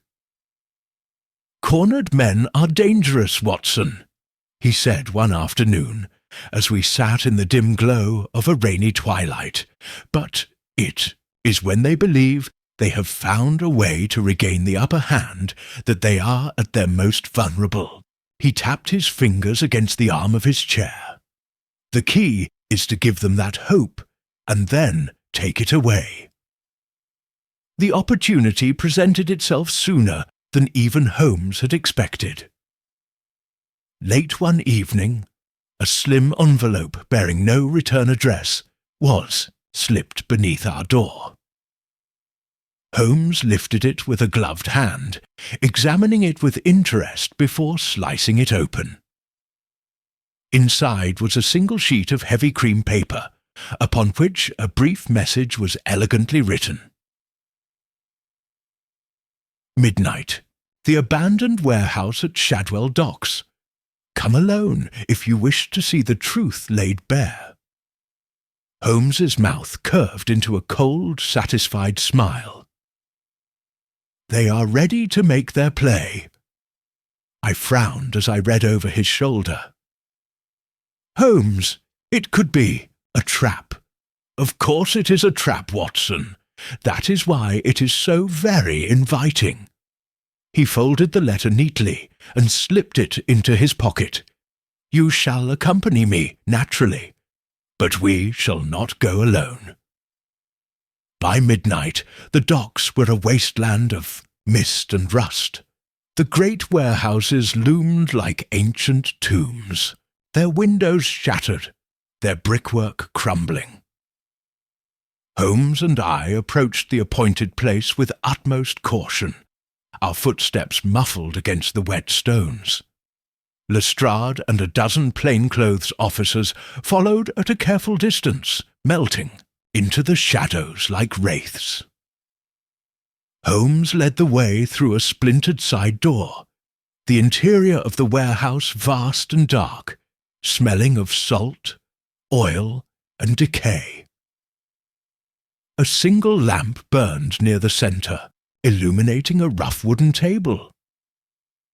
Seated at the table was a man, not Carrington, not one of the thugs we had captured. No, this was someone altogether different. A slender figure in an immaculate black suit, his face obscured by the wide brim of his hat. As we approached, he rose with slow, deliberate grace. "Mr. Holmes," he said, his voice smooth as silk. "Dr. Watson." Holmes inclined his head slightly. "You have me at a disadvantage." The man chuckled softly. "I think not. You have been a thorn in our side for some time now. It is time to come to an understanding." Holmes's expression did not change. And what understanding would that be? The man spread his hands. "You have what you believe to be damning evidence. Very well. Keep it. Publish it. It will ruin a few men, yes, but the true structure, the true order, will remain untouched." He stepped closer, the lamplight catching a cruel smile on his lips. "You cannot destroy what you cannot see." Holmes studied him for a long moment. "And yet," he said softly, "you have come here tonight." The man stiffened imperceptibly. Holmes's voice hardened. "You came because you are afraid. Not for the structure, not for the idea, but for yourself." He took another step forward. "You are not the architect. You are merely the steward, the caretaker of secrets too dangerous to leave in the hands of cowards like Carrington." The man said nothing. Holmes continued, his voice cutting through the heavy air like a "Victories are anything more than momentary reprieves." A knock interrupted our reflections. Holmes called for the visitor to enter, and Mrs. Hudson ushered in a messenger boy bearing a small, battered parcel. "Urgent delivery for Mr. Holmes," he announced breathlessly. Holmes accepted it, tossed the boy a coin, and carried the parcel to the table. He unwrapped it carefully. Inside was a single object, a chess piece, the Black King. Beneath it, a slip of paper. "You have won the game, but not the war." Holmes stared at it for a long moment, then placed the chess piece gently back into the box. He turned to me, his face thoughtful. "The architect may have fallen," he said softly, "but the game, it seems, continues." I felt a chill, despite the warmth of the fire. "Another enemy?" I asked. Holmes smiled faintly. "Or perhaps the same enemy, wearing a new mask." He placed the box upon the mantelpiece, beside a battered Persian slipper filled with tobacco, and sat back down. "Let them come," he said quietly. "We shall be ready." Later that night, as I drifted into uneasy sleep, I thought of the Black King, sitting silently in the lamplight, a token of a battle won, a warning of battles yet to come. And somewhere, in the labyrinth of London's shadows, new enemies were already stirring. But as long as Sherlock Holmes drew breath, the darkness would find no easy victory. Chapter 18. Holmes's Final Reflection. The case of the broken top hat, as I came to call it in my notes, ended not with a courtroom drama, nor with any grand parade of justice, but rather with the quiet shifting of power in the unseen chambers of London. Carrington's empire had crumbled. His co-conspirators, exposed by Holmes's tireless efforts, faced trials that would drag on for months. Yet the deeper network, the machinery of manipulation and silent control, retreated only temporarily into the darkness from whence it had sprung. Holmes understood this better than any man alive. In the weeks that followed, life at Baker Street returned outwardly to normal. The scent of Mrs. Hudson's baking once again filled the hallway. The familiar clutter of monographs, violin scores, and chemical apparatuses reasserted itself over the sitting room. Clients returned, bringing cases more mundane, but no less curious, missing heirs, secret marriages, forged signatures. And yet a subtle shift remained. Holmes had never been one for idle conversation, but now his silences grew longer, more introspective. One evening in early March, as the last embers of winter smouldered in the hearth, I found him deep in thought, gazing at the Black King chess piece still perched atop the mantel. Without turning, he spoke. "Tell me, Watson," he said softly, "have you ever considered the curious nature of our profession?" I set down the medical journal I had been reading. "In what sense?" He gestured vaguely. "We labour to uncover truths that others would keep hidden.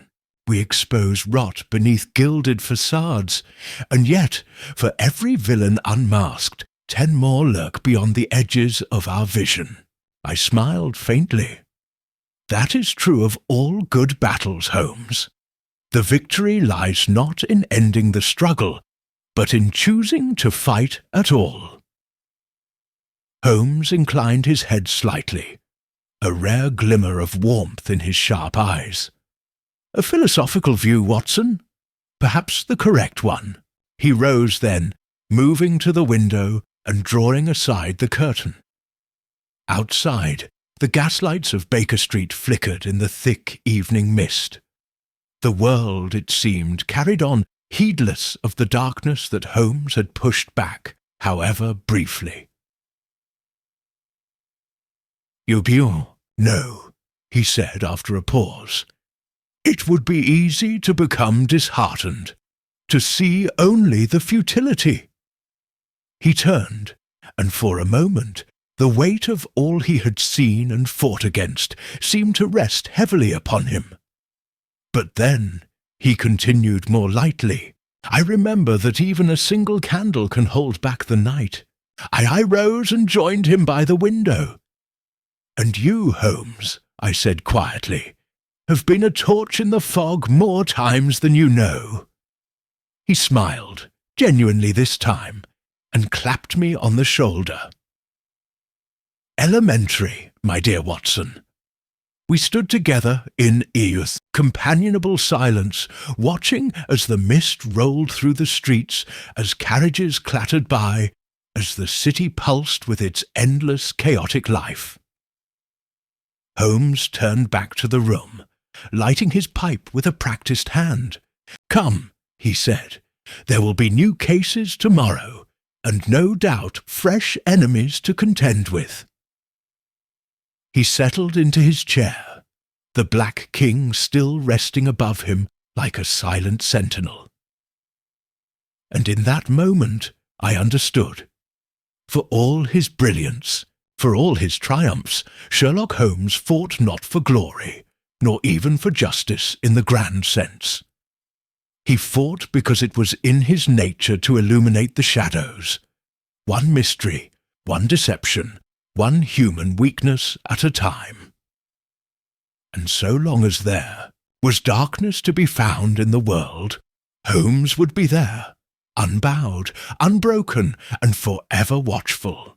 Knife, and tonight you hoped to silence me, to make an example of me. But you have failed.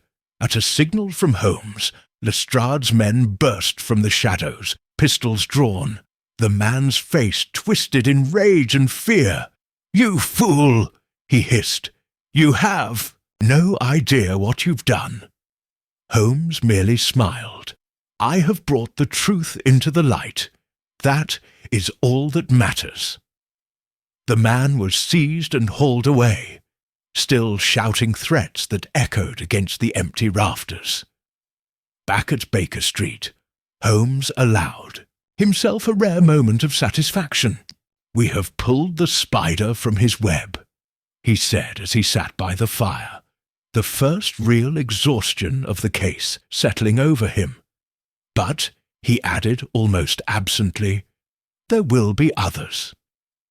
He glanced at me, a glint of humour in his weary eyes. There are always others, Watson. I leaned back in my chair, letting the warmth of the fire seep into my bones. Then we shall be ready for them, I said. Holmes nodded, his gaze distant. Yes, he murmured, always ready. Outside, London slept uneasily, beneath its veil of mist, unaware of how narrowly it had escaped a deeper darkness. And in our small corner of Baker Street, the eternal vigil continued. Chapter 16. The Remnants of the Web. The capture of the steward sent shockwaves rippling through the hidden corridors of London's power. Names once only whispered behind closed doors now surfaced in coded telegrams, clandestine meetings, and desperate midnight pacts. Holmes, as ever, was at the centre of the storm, pulling each thread with relentless precision. By the week's end, the newspapers carried daily revelations of further arrests. A senior clerk in the Home Office, a trusted aide to a Member of Parliament, a financier whose influence reached even into foreign embassies. Each arrest pulled the net tighter, collapsing a structure that had, for years, operated just beyond the reach of law and conscience. And yet Holmes was restless. I found him one evening standing at the window, the rain sliding down the glass like tears. His violin lay untouched beside the hearth, its bow discarded with rare carelessness. "You are dissatisfied?" I asked quietly, setting aside the evening edition filled with yet another headline shouting, "The Carnation Club Conspiracy Exposed. Holmes did not turn. We have broken the machine," he said, voice low, "but not the mind that built it." He tapped the window pane lightly. "There is still one hand guiding the remnants. One mind clever enough to remain unseen while his lieutenants fall. I joined him at the window, peering into the thickening fog outside. And you believe this mind will move against us?" Holmes smiled grimly. He must, for to remain idle is to die. The move came 2 nights later, in the form of an unexpected guest. It was past 11 when a soft knock sounded at the door. Holmes, seated in his chair with a book open but unread in his lap, merely lifted an eyebrow. I crossed the room and opened the door cautiously. A young boy, no older than 13, stood on the threshold, clutching a rain-slicked parcel to his chest. "For Mr. Holmes," he said, his voice trembling. Holmes beckoned him forward. "Come in, lad. You are quite safe here." The boy crossed the threshold hesitantly and thrust the parcel into Holmes's hands. "From a gentleman," he mumbled. "Said to give it you straight away." Holmes handed me a coin for the boy, who fled into the night without another word. We exchanged a glance. Holmes set the parcel on the table and unwrapped it carefully. Inside lay a single object, a battered top hat, its brim broken and stained darkly along the edge.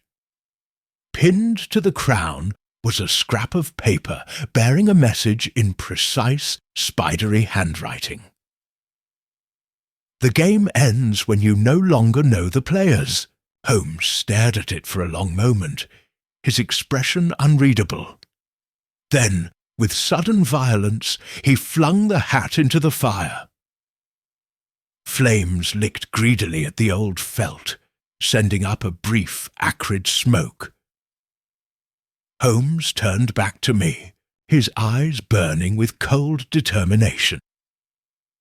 "They mean to confuse us," he said, "to make us doubt our knowledge, our instincts." He crossed to his desk, pulling open a drawer and removing a slim, red leather journal, his private record of the case. "But they have shown their hand, Watson. Only a desperate man sends riddles in place of bullets." He flipped through the journal swiftly, landing on a page near the end. "A certain Lord Millerton," he said, tapping the name. "Always cautious, always in the periphery." I frowned, recalling the name among the lesser-known figures Holmes had previously dismissed. Millerton? He was Carrington's financial adviser, was he not? Holmes nodded. And more than that, I now suspect, the true architect. He closed the journal with a snap. He has hidden well, letting others take the fall, but not well enough. The next day Holmes moved swiftly. He dispatched anonymous inquiries to certain bank directors. He traced financial ledgers, seeking transfers and investments hidden beneath layers of misdirection. He questioned minor officials whose loyalty could be purchased for the price of a glass of brandy. and slowly, inevitably, a pattern emerged. Millerton's hands were everywhere, orchestrating Carrington's rise, directing funds to sympathetic politicians, silencing inconvenient voices. By nightfall, Holmes laid the final proof before me. A single ledger entry from an otherwise mundane shipping company. An enormous transfer to a Swiss bank, timed precisely to the collapse of the Carnation Club. The rat flees before the house falls. Holmes murmured, a savage satisfaction in his voice. He rose, donning his coat. "Come, Watson. We have one more arrest to make." We found Lord Millerton in his townhouse, an elegant structure nestled along the fog-shrouded avenues of Belgravia. He answered the door himself, his usual retinue of servants conspicuously absent. He greeted us with a cold, resigned smile, as though he had known this moment would come. "You move swiftly, Mr. Holmes," he said, stepping aside to let us enter. "But not swiftly enough." Holmes regarded him coolly. "You have no escape, Lord Millerton. No sanctuary left." Millerton shrugged, lightly. "I have enough," he said cryptically. It was then that I noticed the small glass vial clutched in his right hand. Holmes saw it too. "Poison?" he asked softly. Millerton smiled. Better that than the spectacle of a trial. He raised the vial in a mock toast to battles fought in shadows, Mr. Holmes, and to those wise enough to lose gracefully. Before we could move, he swallowed the contents in a single swift motion. Holmes surged forward, but it was too late. Millerton collapsed, convulsing once before lying still upon the marble floor. Later, as we stood over the body, Holmes's face was unreadable. "Thus ends the architect," he said finally. "Without confession, without confrontation, only silence." I placed a hand on his shoulder. "You have still won, Holmes. London is safer because of you." He did not reply immediately. When he did, his voice was low and distant. "Safer, perhaps, but the cost of safety is eternal vigilance, Watson. Evil does not die, it only sleeps." He turned away from the scene, his shoulders heavy with the weight of hard-won victory. And as we stepped into the misty London night, I knew that somewhere, even now, other conspiracies were being born in the shadows. But for tonight at least, we had brought one darkness into the light. Chapter 17.